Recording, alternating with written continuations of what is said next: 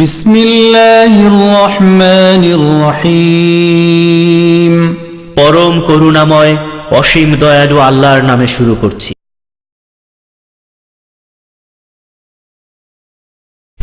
কাফন আমার আফন, কবর আমার গাটি, ওই কবরে যেতেই হবে, থাকবে না কেউ সাথী।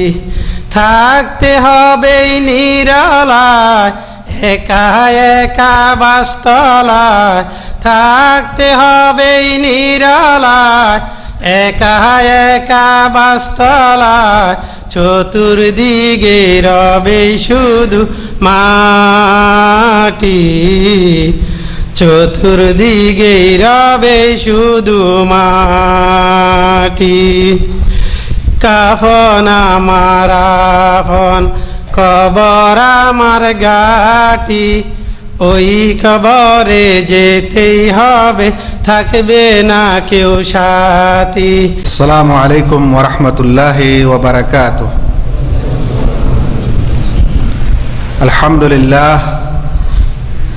আলহামদুলিল্লাহ কাফা ওয়াস সালাতু ওয়াস সালামু আলা মান লা নাবিয়্যা বা'দা। উপস্থিত মুশরিফুদ দাওয়া এবং আগত সম্মানীয় শেখ মতিউর রহমান সালাফি, আমরা আল্লাহ রাব্বুল আলামিনের যাবতীয় প্রশংসা আদায় করি, যিনি অল্প সময়ের মধ্যে হলেও আজকের এই প্রোগ্রামটি সুষ্ঠুভাবে পরিচালনা করার, অনুষ্ঠিত হওয়ার তৌফিক দান করছেন। আলহামদুলিল্লাহ। তারপরে পরে প্রিয় নবী মুহাম্মদ মুস্তাফা সাল্লাল্লাহু আলাইহি ওয়াসাল্লামের প্রতি অনেক অনেক দরুদ ও সালাম বর্ষিত হোক। আল্লাহুম্মা সাল্লি আলাইহি, আল্লাহুম্মা বারিক আলাইহি। আপনারা সকলে অবগত আছেন যে আমরা আজকে যে মাননীয় শেখকে আমাদের দাওয়াত অফিস খাবজিতে তাকে একজন আমন্ত্রিত শেখ হিসাবে নির্বাচন করেছি বা নিয়ে এসেছি। আল্লাহ তাআলা আমাদেরকে তৌফিক দিয়েছেন। তিনি সৌদি আরবের একজন সিনিয়র দায়ী। সৌদি আরবে বাংলা ভাষায় যে সকল অফিসের মাধ্যমে দাওয়াতের কাজ হয়, সেই সকল অফিসের সংক্ষিপ্ত নাম হচ্ছে জালিয়াত অফিস। আর যাকে আমরা দাওয়াত সেন্টার নামে জানি, সেই দাওয়াত সেন্টারগুলির মধ্যে একটি সফলতম দাওয়াত সেন্টার হচ্ছে দাম্মাম দাওয়াত সেন্টার। আর সেখানে শেখ মতিউর রহমান সাহেব অনেক দিন ধরে দাওয়াতের কাজ করেন। আপনাদেরকে একথা বলতে আমার কোনো দ্বিধা নেই যে শেখের কাছে আমি আমার যখন ভারতবর্ষে আমি পড়াশোনা করি তখন শেষ বছর, যেটা দাওরার বছর হয়, সেই বছরে শেখ আমাদেরকে 2টি সাবজেক্ট পড়িয়েছিলেন। তো সেই সুবাদে শেখ আমার শিক্ষকও। অনুরূপ আপনারা আজ তাকে কাছে পেয়েছেন, আমরা পেয়েছি। আমরা মনে রাখবো বা জানতে হবে আমাদেরকে যে শেখের অধিকাংশ আলোচনাই প্রায় ইউটিউবে প্রকাশ হয়, এবং ইউটিউবে যে কোনো বিষয়ে যদি আপনারা বিশেষ বিশেষ বিষয়ে তার আলোচনা শুনতে চান, তাহলে তার নামের কয়েকটা অক্ষর শুরুতে লিখলেই আপনি ইউটিউবে তার আলোচনাগুলি ভালোভাবে শুনতে পারেন। শেখের আলোচনা শুধু সৌদি আরবে নয়, আমরা এটা গর্বের সাথে বলতে পারি যে শেখের সেই সমস্ত আলোচনা সৌদি আরবের বাইরে যে কোনো দেশে, যে কোনো স্থানে বাঙালি সমাজ বসবাস করছে, বাংলা ভাষী মানুষ বসবাস করছে, তার আলোচনাগুলো বর্তমান প্রযুক্তির কারণে পৌঁছে গেছে এবং অনেকে আমরা আজ সৌদি আরবে থাকার পরেও হয়তো শেখ মতিউর রহমান সাহেবকে জানি না বা দেখিনি, কিন্তু আপনি আপনার গ্রামে বা আপনার শহরে গিয়ে যদি তার কথা জিজ্ঞাসা করেন তাহলে অনেকের কাছেই পরিচিত। শেখ যেমন দাওয়াতে তার বরকত হয়েছে, আল্লাহ তাআলা বরকত দিয়েছেন, ঠিক তেমনি তার কিছু বই পুস্তক আছে, কিছু অনুদিত বই পুস্তকও আছে। আমরা শেখকে আজ খাবজি দাওয়াত সেন্টারে পেয়েছি, তিনি উপস্থিত হয়েছেন আমাদের মাঝে। আমরা আর বেশি তার এবং আমাদের কথার মধ্যে আর না হয়ে আমরা সরাসরি তার আলোচনা শুনতে চাই। আমরা সকলে জানি আজ আলোচনার বিষয়ে আমরা নির্ধারণ করেছি যে নবী মুহাম্মদ মুস্তাফা সাল্লাল্লাহু আলাইহি ওয়াসাল্লামের অবমাননা এবং আমাদের করণীয়। আমরা মুসলিম হিসাবে আমাদের করণীয় কি? আজ সারা বিশ্বে আল্লাহ রসুল সাল্লাল্লাহু আলাইহি সাল্লামের সম্পর্কে যেই অবমাননাকর যেই ছবি তৈরি করা হয়েছে, সে কারণে মুসলিম সমাজে অনেক রকম মতামত দেখা যাচ্ছে। মুসলিম সমাজে অনেক ধরনের ধ্যান ধারণা দেখা যাচ্ছে। কেউ তো লাফিয়ে বাড়ি থেকে বের হয়ে মিছিল শুরু করেছে, কেউ আবার পত্র পত্রিকায় লেখালেখি করছে, কেউ আবার আরো অন্য কিছু করছে, অনেক রকম দাবি তুলছে, আবার অনেক ধরনের কথাবার্তা আমরা শুনছি। আমরা আজ এর বিষয়ে সঠিক নির্দেশনা জানতে চাই। অনুরূপ এ সম্পর্কে আনুষঙ্গিক আরো কিছু শেখের কাছে জানতে চাই। আল্লাহ যেন আমাদের সকলকে তার এই আলোচনা ভালোভাবে শ্রবণ করার তৌফিক দান করেন, অতঃপর তার প্রতি আমল করার তৌফিক দান করেন। আমরা শেখ মতিউর রহমান সাহেবকে স্টেজে মাইক্রোফোনে আসার অনুরোধ জানাচ্ছি। ফালিয়াতাফাদ্দাল মাশকুরান আশ-শেখ মতিউর রহমান আসসালাফি। আসসালামু আলাইকুম ওয়া রাহমাতুল্লাহি ওয়া বারাকাতুহু। ইন্নাল হামদুলিল্লাহ নাহমাদুহু ওয়া নাস্তাঈনুহু ওয়া নাস্তাগফিরুহু ওয়া নাউযু বিল্লাহি মিন শুরুরি আনফুসিনা ওয়া মিন সাইয়্যাতি আমালিনা।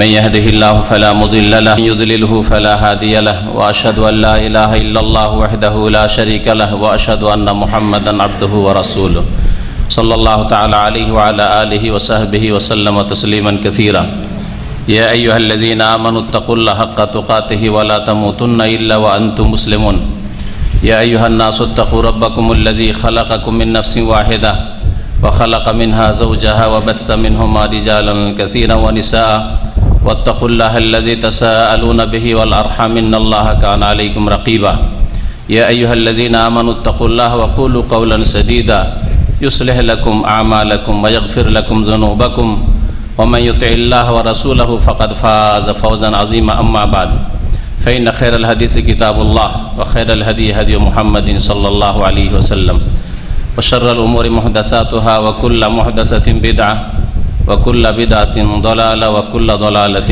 في النار أعوذ بالله من الشيطان الرجيم وما أرسلناك إلا رحمة للعالمين।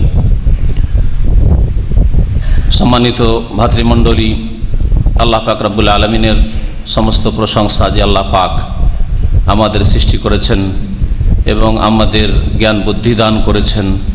আল্লাহ পাক রব্বুল আলামিন আমাদের অসংখ্য নিয়ামত দান করেছেন। তার মধ্যে সবচেয়ে বড় নিয়ামত আল্লাহ পাকের যে আল্লাহ পাক আমাদের দ্বীন ইসলামের দিকে হিদায়াত দান করেছেন। বলুন আলহামদুলিল্লাহ। আল্লাহ পাক রব্বুল আলামিনের নিয়ামতের শেষ নেই আমাদের উপর। যে আল্লাহ পাক কোরআনে কারীমে স্পষ্ট ভাষায় বলেছেন, ওয়া ইন তাউদ্দু নি'মাতাল্লাহি লা তুহসুহা। কিন্তু এই নিয়ামত, যে নিয়ামত আপনি আমি যারা আমরা মসজিদে আছি পেয়েছি, ইসলাম ইমানের নিয়ামত, হেদায়েতের নিয়ামত, এই নিয়ামত যদি আমরা সংরক্ষণ করে রাখতে পারি, হেফাজত করতে পারি, তাহলে আল্লাহ পাক আমাদের দুনিয়া আখিরাত সুন্দর করে দেবেন ইনশাআল্লাহ তাআলা। আল্লাহ পাক যেন তার তৌফিক দান করেন। সালাত এবং সালাম নাযিল হোক নবী মুহাম্মদুর রাসূলুল্লাহ সাল্লাল্লাহু আলাইহি সাল্লামের উপর, যাকে আল্লাহ পাক রব্বুল আলামিন সারা বিশ্ব জাহানের জন্য রহমত করে প্রেরণ করেছেন। সমস্ত মানুষের জন্য, জিনদের জন্য, এমনকি পশু পাখির জন্য, সারা বিশ্বের সমস্ত মাখলুকাত সৃষ্টির জন্য আল্লাহ পাক মুহাম্মদুর রাসূলুল্লাহ সাল্লাল্লাহু আলাইহি সাল্লামকে রহমত করি, করুণা করি আল্লাহ পাকের দয়া স্বরূপ প্রেরণ করেছেন। আজকের বিষয়বস্তু হচ্ছে মুহাম্মদুর রাসূলুল্লাহ সাল্লাল্লাহু আলাইহি ওয়াসাল্লাম, তার অবমাননা এবং আমাদের করণীয়। রাসূলুল্লাহ সাল্লাল্লাহু আলাইহি ওয়াসাল্লামকে আল্লাহ পাক রব্বুল আলামিন কোরআনে কারীমে রহমত বলে আখ্যায়িত করেছেন। ওমা আরসালনাকা ইল্লা রাহমাতাল লিল আলামিন, সূরা আম্বিয়ায় আল্লাহ পাক ইরশাদ করেছেন, হে নবী মুহাম্মদ সাল্লাল্লাহু আলাইহি ওয়াসাল্লাম, তোমাকে আমি বিশ্বজাহানের সমস্ত সৃষ্টি, আলামিন, আলামিন মানে সমস্ত সৃষ্টি, আলাম মানে জগৎ হয়ে যায়। আর এক একটি সৃষ্টি, এক এক শ্রেণীর মখলুক সৃষ্টিকে আল্লাহ পাক এক এক আলাম বলেছেন, তাই আলামিন আল্লাহ বহু বচন বলেছেন। বিশ্বজাহানের সমস্ত মখলুকাত সৃষ্টি জগতের জন্য রহমত করে, করুণা করে, দয়া করে প্রেরণ করেছি। রাসূলুল্লাহ সাল্লাল্লাহু আলাইহি ওয়াসাল্লাম আমাদের সকলের জন্য রহমত। যেমন তিনি রহমত মুসলিমের জন্য, তেমনি তিনি রহমত কাফের মুশরিক বেদিনের জন্য। যেমন তিনি রহমত মানুষের জন্য, তেমনি জিনের জন্য। যেমন তিনি মানুষ, জিন এসবের জন্য রহমত, তেমনি তিনি রহমত সমস্ত মখলুকাত, পশু পাখি, গাছপালা, পৃথিবীতে যা কিছু আছে সমস্ত কিছুর জন্য আল্লাহ পাক রব্বুল আলামিন তাকে রহমত করে প্রেরণ করেছেন। তাহলে আপনার কাছে একজন মানুষ হিসাবে যদি আপনি চিন্তা করেন যে কোনো একটি বস্তু আছে যা আপনার জন্য রহমতের কারণ, দয়ার কারণ, রহমতের উপায়, তাহলে সেই বিষয়টি আপনার কাছে কত গুরুত্বপূর্ণ হওয়া উচিত, সেই বিষয়ের হেফাজত আপনি কত গুরুত্ব দিয়ে করবেন যদি আপনার বিবেক বুদ্ধি থাকে। এই বিবেক বুদ্ধি আল্লাহ পাক যাকে দিয়েছে সেই ব্যক্তি এই রহমতের কদর করে থাকে, তার হেফাজত করে থাকে এবং তা থেকে রহমত কেমন করে দিতে হবে, দয়া কেমন করে হাসিল করতে হবে আল্লাহ পাক রব্বুল আলামিনের, তার ব্যবস্থা করে থাকে। অর্থাৎ ঈমান আমলের মাধ্যমে, ইবাদত বন্দেগীর মাধ্যমে, রাসূলুল্লাহ সাল্লাল্লাহু আলাইহি সাল্লামের ইত্তিবা অনুসরণের মাধ্যমে। আর যেই ব্যক্তি রহমতের মূল্য বুঝে না সেই ব্যক্তি এত নির্বোধ, যেমন কোন নির্বোধ যদি দুনিয়াতে পাওয়া যায় যার ভাতের থালায় ভাত আছে আর সে ক্ষুধায় আছে, আর ভাতে যদি সে ময়লা আবর্জনা, নিজের ভাতে নিজেই ময়লা আবর্জনা ফেলে দেয়, সেই ব্যক্তির মতো বোকা নির্বোধ আর কেউ নেই। তাহলে রাসূলুল্লাহ সাল্লাল্লাহু আলাইহি ওয়াসাল্লামের ইহতিরাম সম্মান না করে, রাসূলুল্লাহ সাল্লাল্লাহু আলাইহি ওয়াসাল্লামের কদর না করে, রাসূলুল্লাহ সাল্লাল্লাহু আলাইহি ওয়াসাল্লাম মান ইজ্জত না করি, রাসূলুল্লাহ সাল্লাল্লাহু আলাইহি ওয়াসাল্লাম যিনি রহমত, এই রহমতের সাথে মহাব্বত ভালোবাসা না করি, রাসূলুল্লাহ সাল্লাল্লাহু আলাইহি ওয়াসাল্লাম যিনি রহমত, আল্লাহ পাকের রহমতের ওসিলা মাধ্যম, তার মর্যাদা না দিয়ে যদি কেউ মানহানি করে তাহলে সেই ব্যক্তি নিজের ভাত নিজেই ময়লা আবর্জনা ফেলে খারাপ করল, নিজের রুজি নিজেই নষ্ট করল। এইরকম বোকা লোক আজকে আছে মানুষের মধ্যে, যেই লোকেরা নবী করিম সাল্লাল্লাহু আলাইহি ওয়াসাল্লাম রাহমাতুল লিল আলামিন, খাতামুল মুরসালিন, সাইয়্যিদুন নবিয়্যিন, তার অবমাননা করেছে। এখন অবমাননা সম্পর্কে আজকে যে বিষয়টি আপনাদেরকে বলবো, এই অবমাননা রাসূলুল্লাহ সাল্লাল্লাহু আলাইহি ওয়াসাল্লামের, আল্লাহ রসুলের শত্রু, আল্লাহ পাকের শত্রু, আল্লাহ পাকের দ্বীনের শত্রু ছাড়া কেউ করতে পারে না। এটা একজন সাধারণ মুসলিম ভালো করে বুঝতে পারছেন।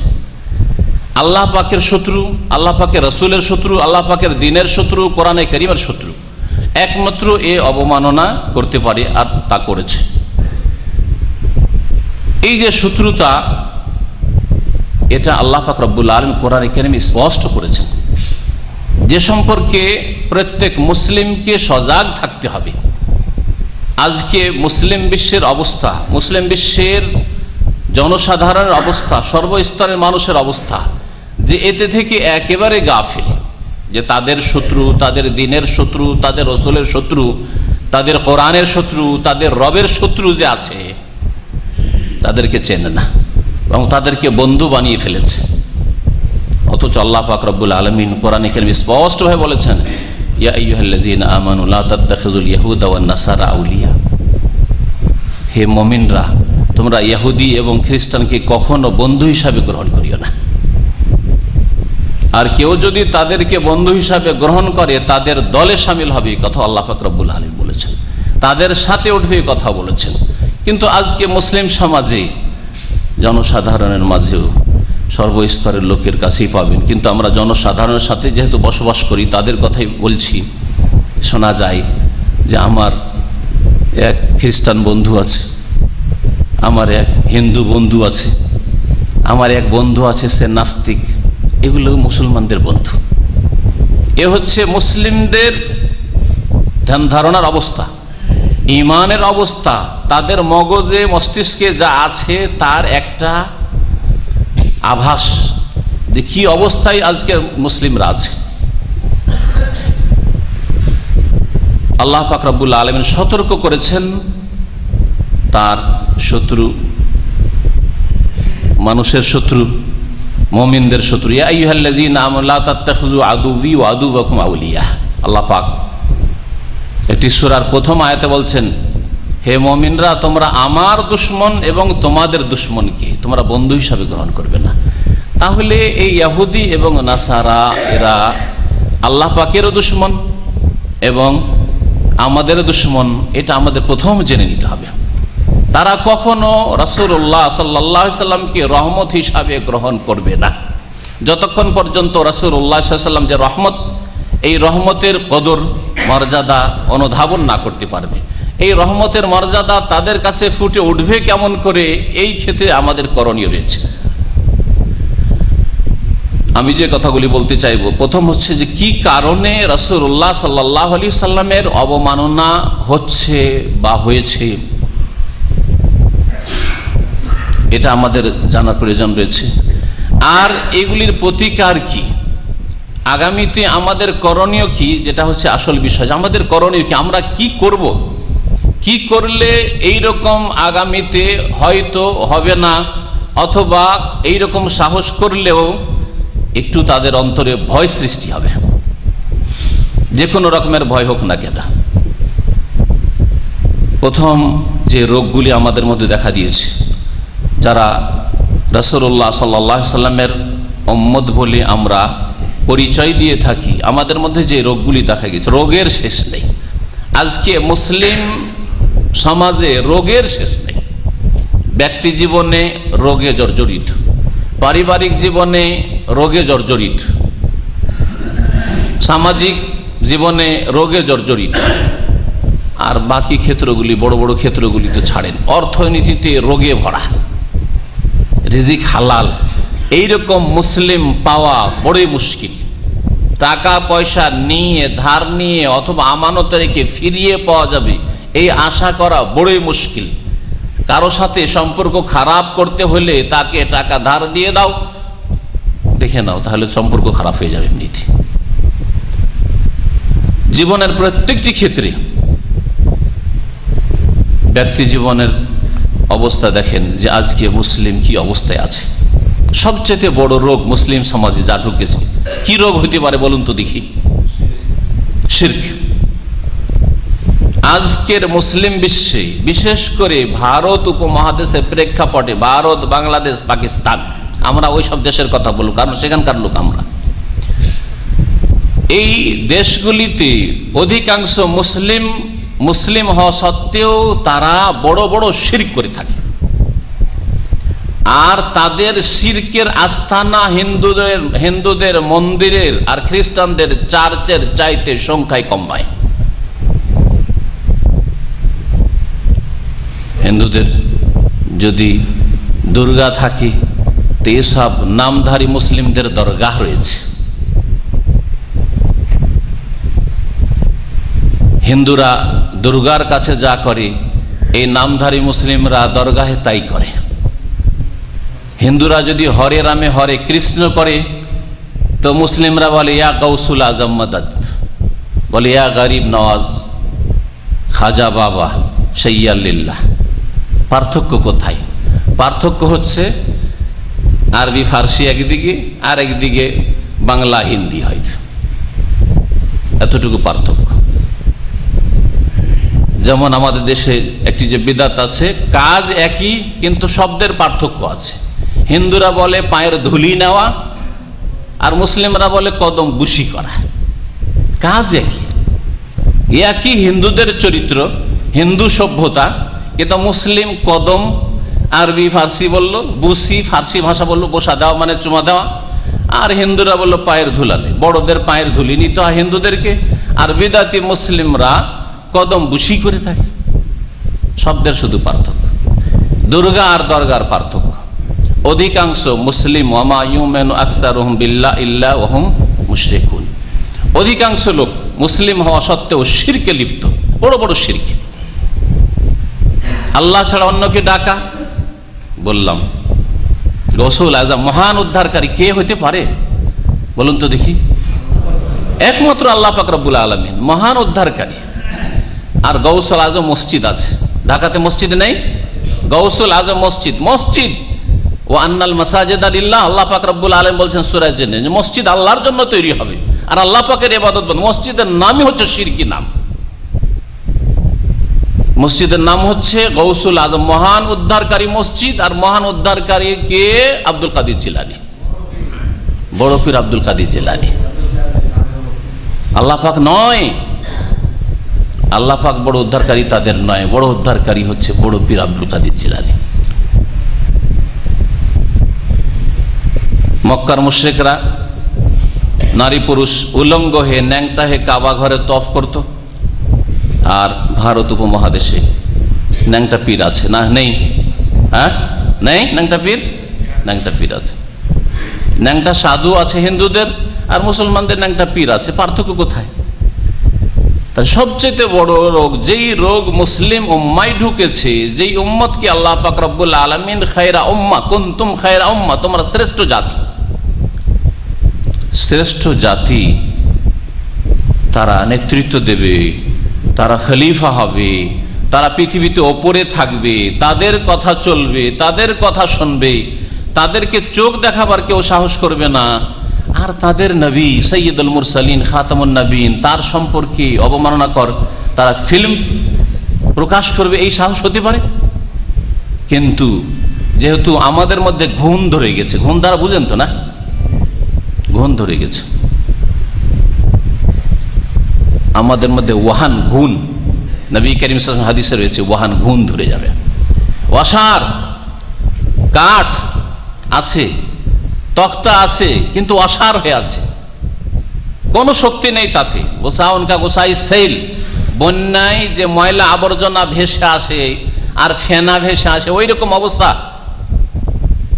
একটু ধাক্কা লাগলে, একটু পানির ঢেউ আসলে ফেনাগুলি ছিন্ন ভিন্ন হয়ে চলে যায়, ময়লা আবর্জনা এই দিক থেকে ওই দিকে ছিন্ন ভিন্ন হয়ে চলে যায়, ছড়িয়ে যায়, কোনো অস্তিত্ব থাকে না। আজকে মুসলিম জাতির অবস্থা এরকম হয়েছে। এর মুখ্য কারণ এই নয় যে আমাদের কাছে শক্তি নেই, আমাদের কাছে পয়সা নেই, এগুলো বস্তুবাদীদের কথা। বস্তুবাদী যারা টাকা পয়সার উপর নির্ভরশীল, হ্যাঁ, নেতৃত্বের উপর নির্ভরশীল, আমাদের নেতৃত্ব আছে, টাকা পয়সা আছে, গায়ের জোর আছে, সুতরাং আমরা সব করে নেব, এরা হলো বস্তুবাদী। আমরা বস্তুবাদী নই, আমাদের মধ্যে রুহানিয়াত আছে, রুহানিয়াত আধ্যাত্মিকতায় বিশ্বাস আছে, ইমানে বিশ্বাস আছে, অদৃশ্য গায়েবে বিশ্বাস আছে, গায়েবী আল্লাহ পাকের মদদে বিশ্বাস আছে। আমাদের কোরআনে কারীমে আল্লাহ পাক রব্বুল আলামিন বলেছেন যে গায়েবী মদদ রাসূলুল্লাহ সাল্লাল্লাহু আলাইহি ওয়াসাল্লামের জন্য, সাহাবায়ে কেরামদের জন্য বদর, ওহুদে এসেছে, হুনাইনে এসেছে। এসব কথা আমাদের অনেকের জানা আছে, আর না জানা থাকলে কোরআনে কারীম মওজুদ আছে। তাই আমরা আল্লাহ পাক রব্বুল আলামিনের মদদ বিশ্বাসী। তারপরে আমরা নির্যাতিত কেন? আজকে বর্মায় নির্যাতিত, সিরিয়ায় নির্যাতিত, আজকে বিভিন্ন দেশে ফিলিস্তিনে নির্যাতিত। আর আমাদের রাসূল সাল্লাল্লাহু আলাইহি ওয়াসাল্লাম সম্পর্কে আল্লাহর দুশমনদের এই দুঃসাহসিকতা হয়েছে।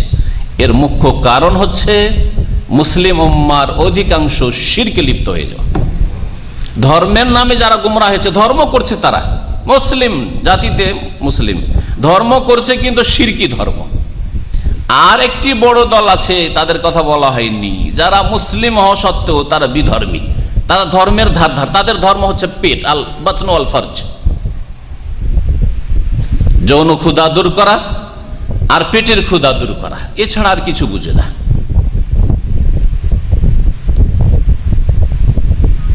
আমাদের ছোট ভাই আব্দুর রাকিব এই মাগরিব এশার মাঝখানে বলছিল যে দাম এতে খাফজিতে বাংলাদেশি ফ্যামিলি 14-15টার বেশি হবে না।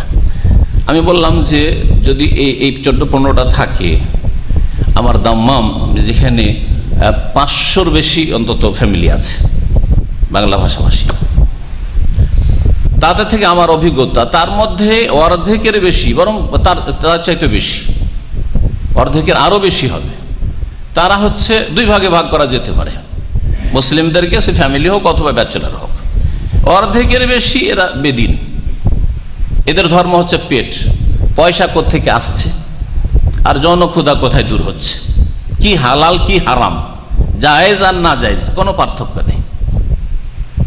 তাদের কাছে বেতনের পয়সা আর ব্লু ফিল্মের সিডি বিক্রি করা পয়সায়, আর জেনা ব্যভিচারের করিয়ে ব্যবসা, এই ব্যবসা করিয়ে ইনকাম, এর কোনো পার্থক্য নেই তাদের কাছে।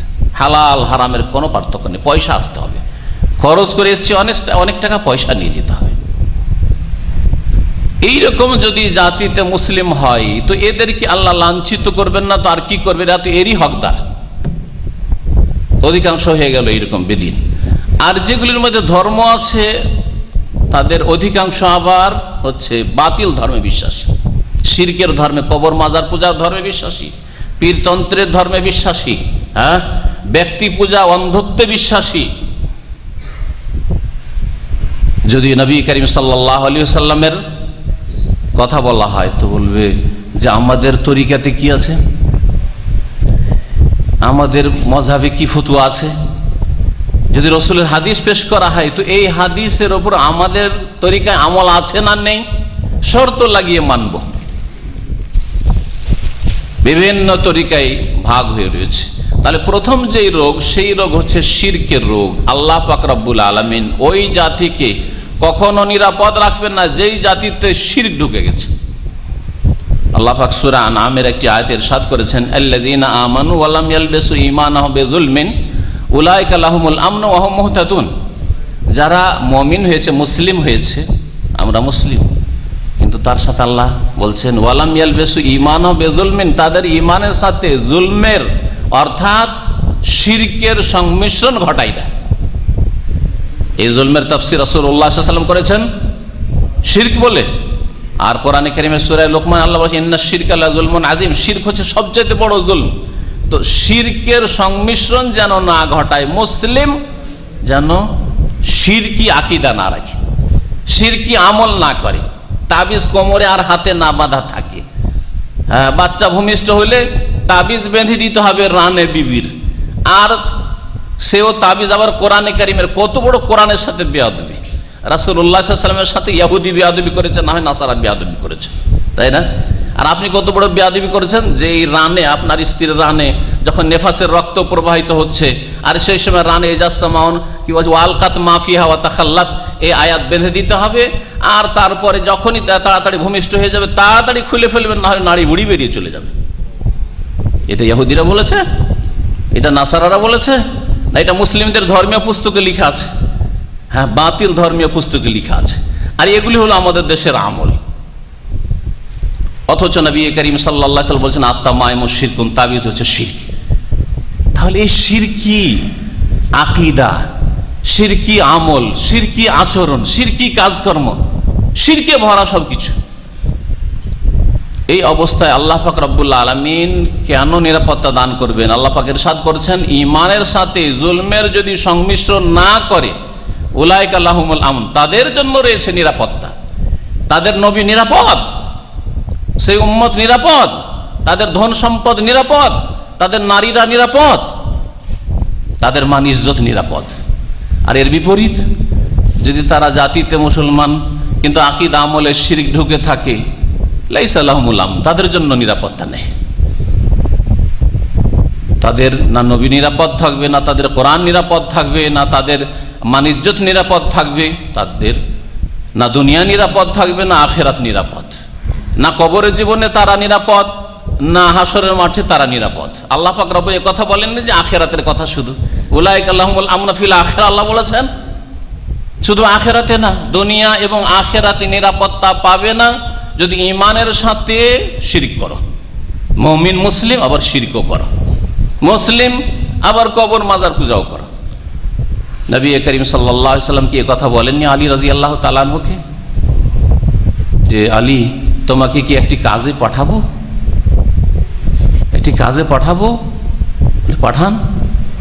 বলছেন রাসূলুল্লাহ সাল্লাল্লাহু আলাইহি ওয়াসাল্লাম আল্লাহ তাদা কবরান মুশরিফান ইল্লা সাওয়াইতাহু, যদি কোনো উঁচা কবর দেখো আধা হাতের বেশি উঁচা কবর আছে তাহলে তা একবারে সমতল করে দেবে, উঁচা করে কবর রাখবে না, কারণ উঁচা কবর রাখলে এই কবর কোনদিন পূজা শুরু হবে।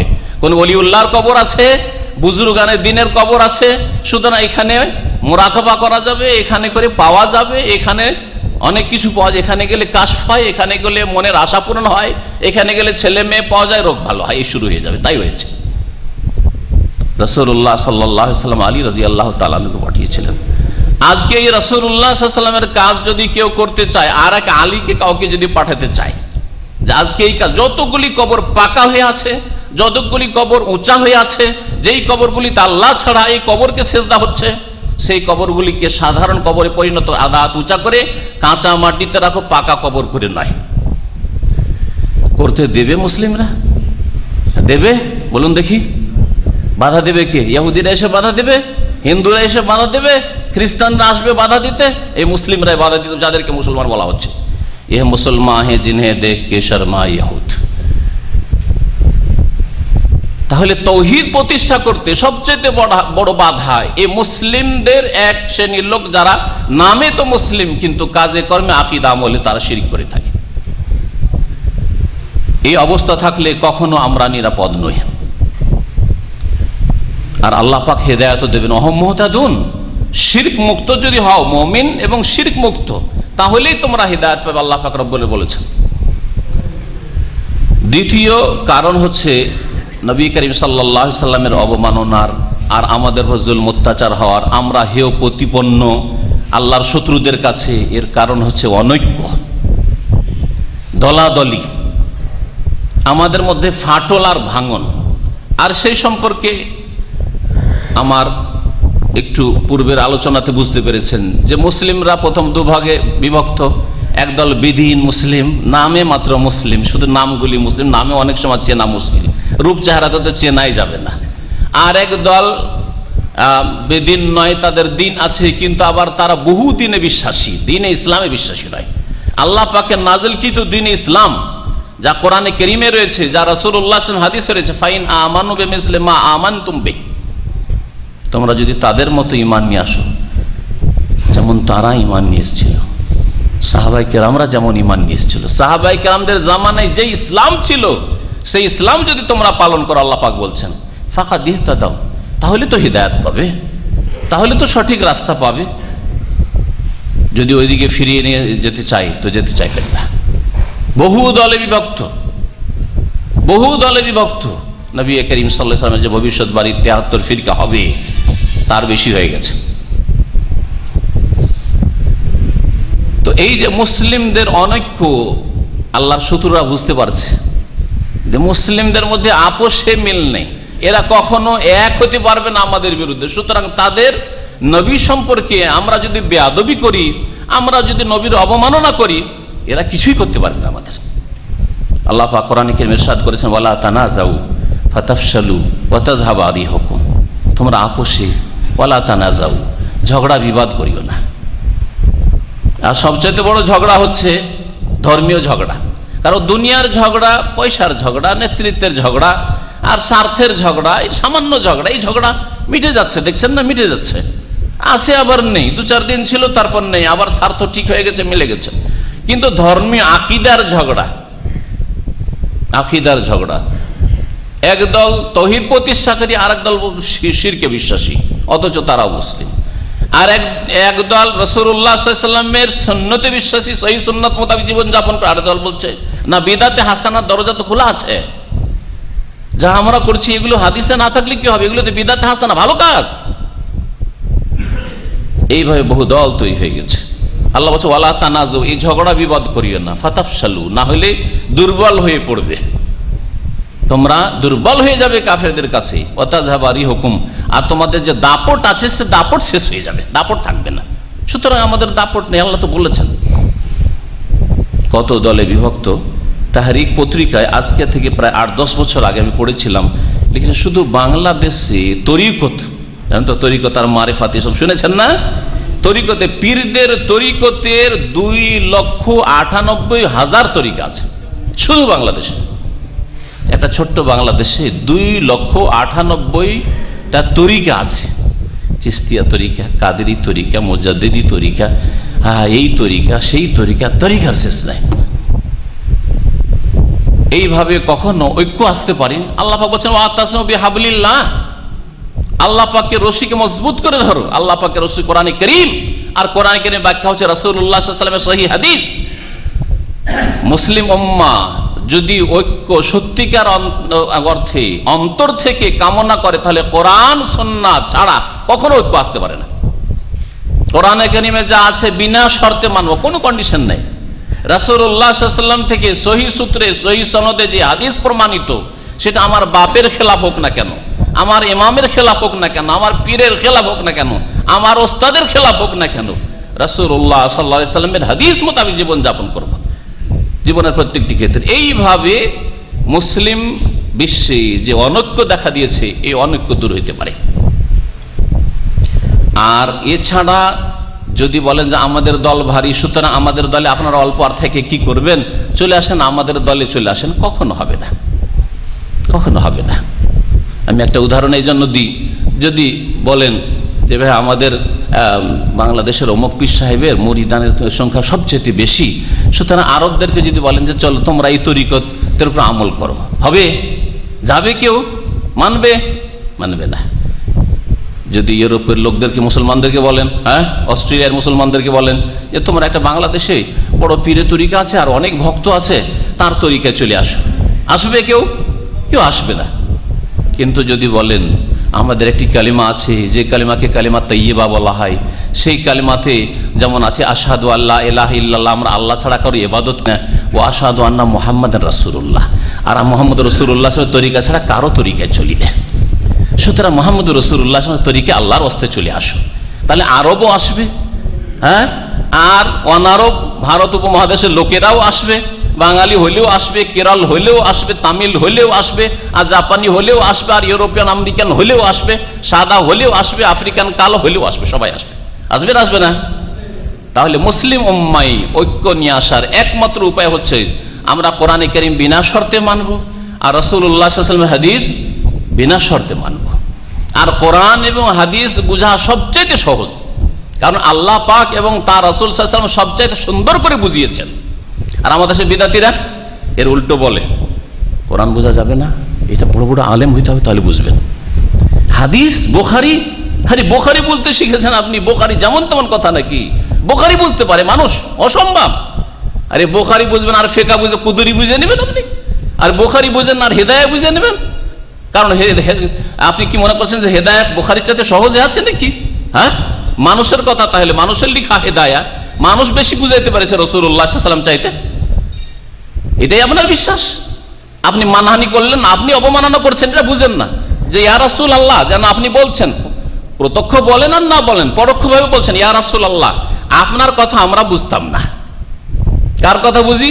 ওই হেদায়ের লেখকের কথা আমরা বুঝি, আমরা ওই বেকায়ের লেখকের কথা বুঝি, আমরা ওই আপনার কুদুরির কথা বুঝি, আমরা ফিকহের কথা বুঝি, হাদিসের কথা বুঝি না। কত বড় বেয়াদবি করছেন! আজকে ইহুদি অবমাননা করেছে, সেই জন্য সোচ্চার হয়েছেন, আর ঘরে অবমাননা মজুদ আছে, কখনো সংশোধন করার চেষ্টা করছেন না। কেন ফিকহের কিতাবে নাই যে কাল আবু হানিফা এই বলেছেন, তো ইমাম আবু ইউসুফ এই বলেছেন, মুহাম্মদ এই বলেছেন? এখন তিনজনই তো হানাফি ইমাম, কার কথা নেবেন? মতবিরোধ নেই? কখনো হানাফি মাযহাবের ফতোয়া আবু ইউসুফের কথার উপর, কখনো মুহাম্মাদের কথার উপর, আর কখনো আবু হানিফার কথা। কোনটার উপরে ফতোয়া আছে রে বাবা? এখানে মুশকিল নয় বোঝা, জটিল। অথচ যদি সহিহ সনদে হাদিস প্রমাণিত হয়ে যায়, আর হাদিস যদি মানসুখ রহিত না হয়, কালা রাসূলুল্লাহ সাল্লাল্লাহু আলাইহি ওয়াসাল্লাম, তাহলে আপনার জন্য মানা ফরজ, আমার জন্য মানা ফরজ। কত সহজ! তাহলে আমাদের যে অনৈক্য, দলের শেষ নেই, যার ফলে আমরা দুর্বল হয়ে পড়েছি আল্লাহর শত্রুদের কাছে, এটা হচ্ছে একটা কারণ আমাদের দুর্বল হয়ে যাওয়ার, এবং আমাদের সম্পর্কে, আমাদের নবী সম্পর্কে বেয়াদবি করার যে সাহস হয়েছে কাফেরদের, এর মুখ্য কারণ। আর এছাড়া বহু কারণ রয়েছে, তার মধ্যে একটি কারণ বলে শেষ করছি, তা হচ্ছে অধিকাংশ মুসলিমরা 5 ওয়াক্ত নামাজ ছেড়ে দিয়েছে। মুসলিম জাতি ততদিন শক্তিশালী থাকবে যতদিন তারা 5 ওয়াক্ত নামাজ কায়েম করবে। শুনে রাখেন ভালো করে, আল্লাহ পাক রব্বুল সূরা হজের একটি আয়াতে ইরশাদ করেছেন, আল্লাযীনা ইন মাক্কান্নাহুম ফিল আরদ, ওইসব লোকেরা যাদেরকে আমি পৃথিবীতে শক্তিশালী করেছি, যাদেরকে নেতৃত্ব দিয়েছি, যাদেরকে ক্ষমতা দিয়েছি। আল্লাহ পাক আমাদের ছোট ক্ষমতা হলো আল্লাহ ক্ষমতা দিয়েছেন। আপনি আপনার পরিবারের রাজা, আপনার বাড়ির যে সদস্য আছে তাদের মধ্যে আপনি নেতৃত্ব দিচ্ছেন, আপনার সব কথা, দুনিয়ার কথা আপনার ভাইয়েরা শুনছে, আপনার ছেলে মেয়েরা শুনছে, আপনার স্ত্রী শুনছে, আপনার মা বাপ শুনছে, কখনো দিনের কথা তো শোনাবার তৌফিক হয় না। আল্লাযীনা ইন মাক্কান্নাহুম ফিল আরদ, পৃথিবীতে যদি শক্তিশালী করি তাদেরকে, প্রথম কাজ কি করবে? আল্লাহ বলছেন আকামুস সালাহ, নামাজ কায়েম করবে, ওয়া আতাউজ যাকাত, যাকাত দেবে, ওয়া আমারু বিল মারুফ, আর ভালো কাজের উপদেশ দেবে। ভালো কাজ কেমন করে বাড়বে, মানুষ ভালো কাজে কি করে উদ্বুদ্ধ হবে এই চেষ্টা করবে, এর জন্য মেহনত পরিশ্রম করে, তাহলে দাওয়াতের, ইসলামের দাওয়াতের কাজ, ইসলাম প্রচারের কাজ করবে। ওয়া নাহাউ আনিল মুনকার, অন্যায় কাজে বাধা দেবে। আল্লাহ বলেছেন, আল্লাহ পাকের খাস রহমত এই সৌদি আরবের ওপর, আর সৌদি আরবের কর্মকর্তাদেরকে আল্লাহ পাক যেন জাযায়ে খায়ের দান করেন, যে এই দেশে এই আমরে বিল মারুফ আর নাহি আনিল মুনকার, ভালো কাজের উপদেশ দেওয়া আর অন্যায় কাজে বাধা দেওয়ার নামে একটি সংস্থা সরকারের পক্ষ থেকে আছে, হাইয়াতুল আমরে বিল মারুফ আর নাহিল মুনকার। আর বাকি আরো যে 56-57টি দেশ আছে, কোন দেশে আছে কি? সবগুলি তো মুসলিম দেশ, কিন্তু অন্যায় কাজে বাধা দিতে হবে আর ভালো কাজের জন্য উপদেশ দিতে হবে, এবং অনেক ক্ষেত্রে বাধ্য করতে হবে ভালো কাজের জন্য। কেন ভালো কাজ করবেন? কেন অন্যায় কাজ হবে? কেন মদ খাওয়া হবে? কেন এখানে বেশ্যাবৃত্তি চলবে? হ্যাঁ, কেন এখানে বুলি ফিল্ম চলবে? কেন নামাজ পড়তে যাবে না মুসলিম? আবার নামাজ পড়বে না কেন? আবার রাস্তায় বসে কেন খাবে? হাইয়াতুল আমর বিল মারুফ আর নাহিল মুনকারের কাজ। আল্লাহ পাক এদের জাযায়ে খায়ের দান করেন, যারা এই সংস্থাকে কায়েম রেখেছে। আল্লাহ পাক তাদের যেন কায়েম রাখার তৌফিক দান করেন। বাকি মুসলিম দেশগুলো, তারাও তো মুসলিম। আল্লাহ বলছেন, তোমাদের শক্তিশালী করি, শক্তিকে স্থায়িত্ব রাখবো যদি নামাজ কায়েম করো, যাকাত দাও, ভালো কাজের উপদেশ দাও, আর অন্যায় কাজে বাধা দাও। অন্যায় কাজ চোখের সামনে হচ্ছে, আপনার বলার ক্ষমতা নেই। রাস্তায় মদ খাচ্ছে, বলার ক্ষমতা আছে? মানে বলার ক্ষমতা নেই। সরকারের লোক বলবে, বাংলাদেশে বলবে, পাকিস্তানে, মুসলিম দেশ বলবে না? বলবে না।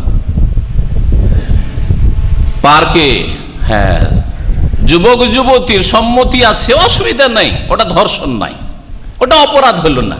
হ্যাঁ, যদি জবরদস্তি করে, জেনাকে 2 ভাগে ভাগ করেছে না। যদি জবরদস্তি করে তাহলে অন্যায় কাজ করলো। কেন জবরদস্তি করবেন? ওই তো যুবতী রাজি নেই, তো তাহলে অপরাধ করলেন। আর যদি সম্মতি থাকে, অসুবিধা নেই, নিয়ে গেল কারো মেয়েকে উঠিয়ে, কোনো অপরাধ করলো না। আল্লাহ পাকের আযাব আসবে না ওই জাতির ওপর? যেই জাতি অন্যায় কাজে বাধা দেবে না, যেই জাতিকে আল্লাহ শক্তিশালী করলে তারা তাদের দায়িত্ব পালন করবে না, আল্লাহ পাক শ্রেষ্ঠত্ব তখনই দিবেন এই উম্মতকে। আল্লাহ বলছেন যে তা'মুরুনা বিল মারুফ তানহাউনা আনিল মুনকার, অন্যায় কাজে বাধা দেবে এবং ভালো কাজের উপদেশ দেবে। আজকে আরেক দল মুসলিমদের আছে, তাদের কথা শুনলে আরো আশ্চর্য হয়ে যাবে। সৌদি আরবে এই হাইয়ার লোকেরা, আল্লাহ পাক তাদের জাযায়ে খায়ের দান করে, যদি সলা বলে তো মুসলিমরাই ঠাট্টা করে, তাদের মুসলিমরা ঠাট্টা করে, হিন্দু খ্রিস্টান ঠাট্টা করে না, মুসলিমরা দেখো মতো ওরা সলা করছে, আর এর মতো আসে ডুক ডুক করে ঠাট্টা করে, ঘৃণা করে এদেরকে, যে এই দল কখন যাবে। আমাদের দেশে যেমন না, এই দেশে যেন না থাকে, যাতে ফ্রি হয়ে আমরা পাপ করতে পারি। তাহলে তো এই মুসলিমরাই কল্যাণ চাই না, মুসলিমরাই ভালো চায় না, তাহলে ওই জাতিকে আল্লাহ কি করে সম্মানিত করবে? ওই জাতির মান ইজ্জত কি করে আল্লাহ পাক রব্বুল আলামিন রক্ষা করবেন? এইরকম বহু রোগ মুসলিম উম্মায় ঢুকে গেছে। এই রোগগুলি যতক্ষণ পর্যন্ত না সারাবেন, আল্লাহর দিনের দিকে না ফিরে আসবেন, আল্লাহর মসজিদের দিকে না ফিরে আসবেন, তওবার দিকে না ফিরে আসবেন, সংশোধনের দিকে না ফিরে আসবেন, ততক্ষণ পর্যন্ত আল্লাহ পাক আমাদের মান ইজ্জত ফিরিয়ে দেবে না। আল্লাহ পাক আজকে বর্মায় জুলুম হচ্ছে, কালকে বাংলাদেশে হইতে পারে, তারপরের দিন ভারতে হইতে পারে, কখনো পশ্চিমা দেশে হইতে পারে, যে কোনো জায়গায় হতে পারে। এ কথা ভাববেন না যে ওখানে হচ্ছে না আমরা তো ভালো আছি, কখনো ভাববেন না। আজকে যদি অন্যদের উপরে, কালকে আপনার উপর আমার উপর হতে পারে, কারণ আমরা আল্লাহর দিন থেকে সরে গেছি, আমরা বহু পাপে লিপ্ত হয়ে গেছি। আল্লাহ পাক যেসব দায়িত্ব দিয়েছে সেসব দায়িত্ব থেকে আমরা সরে গিয়েছি। আল্লাহ পাক রব্বুল আলামিন যেন আমাদের ফিরার তৌফিক দান করেন। সম্মানিত ভাইরা, রাসূলুল্লাহ সাল্লাল্লাহু আলাইহি ওয়াসাল্লামের অবমাননা হয়েছে। এখন অনেক মুসলিমরা, যাদের মধ্যে কল্যাণ আছে, যাদের মধ্যে দ্বীন আছে, যাদের মধ্যে অনেক তাকওয়া আছে, যাদের মধ্যে আল্লাহ ভীরুতা আছে, রাসূলুল্লাহ সাল্লাল্লাহু আলাইহি ওয়াসাল্লামের মহব্বতের বিষয়টি, ভালোবাসার বিষয়টি, সে সুন্নতের অনুসারী হোক অথবা সুন্নতের অনুসারী না হয়ে বিদাতি হোক, তবুও নবীকে ভালোবাসে, এই বিষয়টা আছে। নবীর ভালোবাসা, নবী প্রেমের কথা শুধু সুন্নতের অনুসারী বলেন না, ওরা সত্যিকার অর্থে নবীকে ভালোবাসে, আহলে সুন্নাত ওয়াল জামাত। বাকি যারা বিদাতি কাজ করে, শিরকি কাজ করে, ভুল ধর্মের উপরে রয়েছে ইসলামের নামে, তারাও নবীকে ভালোবাসার পয়েন্টে আমাদের সাথে একমত। এখানে কিন্তু গরমিল নেই। নবীকে ভালোবাসে, ভালোবাসতে জানে না। নবীকে ভালোবাসে কিন্তু নবীকে ভালোবাসতে জানে না। আরে আমরা মাকেও ভালোবাসি, বাসি না, আর বাপকেও ভালোবাসি, আবার স্ত্রীকেও ভালোবাসি, কিন্তু ভালোবাসার ধরন আলাদা আলাদা আছে না? যেমন ভাবে মাকে ভালোবাসেন ওই রকম স্ত্রীকে ভালোবাসবেন নাকি? আর স্ত্রীকে আদর করতে করতে মা মা বলে দিবেন নাকি? চলবে? হ্যাঁ, ওই রকম এর বিপরীতটা চলবে, যে স্ত্রীকে যেমন আদর করেন আর ভালোবাসেন ওই রকম মা বোনের সাথে চলবে? কখনো চলবে না। তাহলে ভালোবাসি, কিন্তু ভালোবাসার ধরনটা ইসলামের কাছ থেকে শিখছি। মাকে এইভাবে ভালোবাসতে হবে, বোনকে এইভাবে ভালোবাসতে হবে, স্ত্রীকে এইভাবে ভালোবাসতে হবে, ছোট মেয়েকে এইভাবে ভালোবাসতে হবে। আর নিজের মেয়ে তারপরেও 14 বছর 18 বছর হয়ে গেছে, তার ভালোবাসার ধরন পাল্টিয়ে গেছে। কিন্তু ওই মেয়েটা যখন 7 বছর 5 বছর ছিল, তখন ভালোবাসার ধরন অন্যরকম ছিল না? সেটা আমাদের দিন থেকে শিখতে হয়েছে। ঠিক তেমনি মুহাম্মদুর রাসূলুল্লাহ সাল্লাল্লাহু আলাইহি ওয়াসাল্লামের ভালোবাসার তরিকাটাও কোরআন এবং হাদিস থেকে শিখতে হবে। ইমাম মালিক রহমতুল্লাহ আলাইহি মুসলিম জাতির সংশোধন সম্পর্কে একটি মূল্যবান কথা বলেছেন, লা ইয়াসলুহা আখিরু হাযিহিল উম্মাহ ইল্লা বিমা সালুহা বিহি আউয়ালুহা। এই উম্মতের শেষ পর্যন্ত, কিয়ামত পর্যন্ত মানব জাতির মানে মুসলিমদের সংশোধন হবে না, একমাত্র সেইভাবে সংশোধন হতে পারে যেভাবে সংশোধন হয়েছে প্রথম যুগের মুসলিমদের, যেইভাবে সংশোধন হয়েছে সাহাবায়ে কেরামের, যেইভাবে সংশোধন হয়েছে তাবেঈনদের স্বর্ণযুগের মানুষদের, ওইভাবে কিয়ামত পর্যন্ত প্রত্যেক যুগে আজকের জামানাতেও আমাদেরকেও সংশোধন করতে হবে। তাহলে আমরা আমাদের যে দুরবস্থা এটাকে কাটিয়ে ওঠার জন্য ওই পথ ধরতে হবে যেই পথ ধরেছিলেন রাসূলুল্লাহ সাল্লাল্লাহু আলাইহি সাল্লাম, তার সাহাবায়ে কেরাম রাদিয়াল্লাহু তাআলা আনহুম আজমাইন, তাবেঈনে কেরাম, তাবেঈন, আইম্মায়ে কেরাম, উলামায়ে কেরাম। তখনকার যুগে মিছিল ছিল, হ্যাঁ, ইনকিলাব জিন্দাবাদ, নারায়ে তাকবীর, আল্লাহু আকবার, রাস্তাতে বেরিয়ে গেলাম, আর ভাঙচুর, আজকে দূতাবাস ভাঙবো, দূতাবাসের রাষ্ট্রদূতকে মারবো, অপরাধ করলো কেউ আর একজনকে মেরে দিল। এটা কি কোরআন বিরোধী কথা নয়? কোরআনে কারীমে কি আল্লাহ বলে না যে ওয়ালা তাজিরু ওয়াজিরাতু বিজরা উখরা, একজন অপরজনের বোঝা উঠাবে না? এটা দুনিয়াতেও আখিরাতেও, এই আয়াত দুনিয়াতেও এবং আখিরাতেও। আপনি অপরাধ করবেন, আপনার বাবা কাল কিয়ামতে ধরা পড়বে না আল্লাহর কাছে, যদি তার দায়িত্ব ঠিকভাবে পালন করে থাকে। আর আপনি বাবার কথা শোনেননি, দুনিয়াতেও ওই রকমই কেউ কারো বোঝা উঠাবে না। একজন ইহুদি আল্লাহর শত্রু অথবা আর কেউ নবী করিম সাল্লাল্লাহু আলাইহি ওয়াসাল্লাম অবমাননা করলো, তার জন্য আপনি যে কোনো লোককে পাবেন, আপনি ধরবেন আর মারবেন আর ভাঙচুর করবেন। এটা কি ইসলাম সাপোর্ট করে? এটা এক শ্রেণীর মুসলিমরা মনে করে এটাই করি আমি রসুলের মহব্বত দেখাইলাম, মহব্বত করতে জানলো না। আর একদল রসুলের মহব্বত মানে মাদাদে রাসূলুল্লাহ, রসুলের কাছে চাওয়া, শিরক করে ও রসুলের মহব্বত দেখাবে। মদিনায় এসছে এক লোক, আর আসার পরে জিকির করছে ইয়া রাসূলুল্লাহ, ইয়া রাসূলুল্লাহর জিকির, ইয়া রাসূলুল্লাহ। আর আমি বসে তখন মদিনা ইউনিভার্সিটির ছাত্র, আমি রিয়াজুল জান্নাহ রওজা যেটা, সেখানে বসে ওকে বলছি যে কি করেন আপনি? বলছে আমি জিকির করছি। বলছে কিসের, কি জিকির করছেন? বলছে রসুলের জিকির করছি, আমার কানে শুনেছে এবং আমার তার সাথে কথা হচ্ছে, কোনো মিথ্যা কথা নয়, রসুলের জিকির করছি। রসুলের জিকির করছেন, আমি তো এটা প্রথম শুনছি ভাই, আসলে তো আল্লাহর জিকির, আল্লাহ করেন উযকুরুল্লাহ ফাযকুরুনি আযকুরকুম, আল্লাহর জিকির করতে হবে। বলছে আমাকে বুঝাবেন না, আমি ধর্ম শিখে এসেছি, আপনার কাছ থেকে শিখতে হবে না। আমি ওয়াহাবির কাছ থেকে শিখবো না, আমি দেশ থেকে আমার হুজুর শিখিয়ে পাঠিয়েছে। কি বলে মক্কা গেলে আল্লাহর জিকির করবে আর মদিনা গেলে রসুলের জিকির বেশি বেশি করবে। সেও তো রসুলকে মহব্বত করে আর আমিও করি, কিন্তু মহব্বত করতে জানে না, মহব্বত করতে জানে না। মহব্বত করতে যায় শিরক কুফরি করে ফেললো।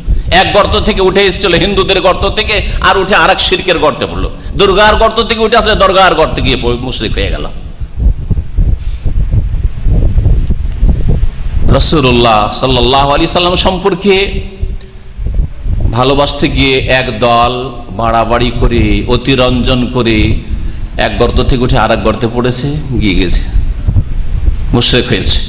এই জন্য নবী করিম সাল্লাল্লাহু আলাইহি ওয়াসাল্লাম কঠোরভাবে সতর্ক করেছেন। এমনকি কোরআনে কারীম আল্লাহ সতর্ক করেছে অতিরঞ্জন বাড়াবাড়ি করবে না। ইয়াকুমুল গুলু, সাবধান, বাড়াবাড়ি করিও না। লা তুতরুনি, আমাকে বাড়াবে না। কামা আতরাতিন নাসারা ঈসা ইবনে মারইয়াম, মারইয়ামের পুত্র ঈসা আলাইহিস সালাম সম্পর্কে যেমন বাড়াবাড়ি করেছিল খ্রিস্টানরা, তারা আব্দুল্লাহকে আল্লাহর বান্দাকে ইবনুল্লাহ, আল্লাহর পুত্র বানিয়ে দিয়েছিল। পার্থক্য কতটুকু? আব্দুল্লাহ আর ইবনুল্লাহ দূর থেকে শুনলে বুঝতে পারবেন না পার্থক্য, তাই না? Abdullah Ibnullah, son of God, slave of God. স্লেভকে সান বানিয়ে দিয়েছিল, শুধু এতটুকু করেছিল। আল্লাহর পুত্র বানিয়ে দিয়েছিল আল্লাহর বান্দাকে, তাতে তারা কাফের মুশরিক হয়েছিল। আল্লাহ পাক বলেছেন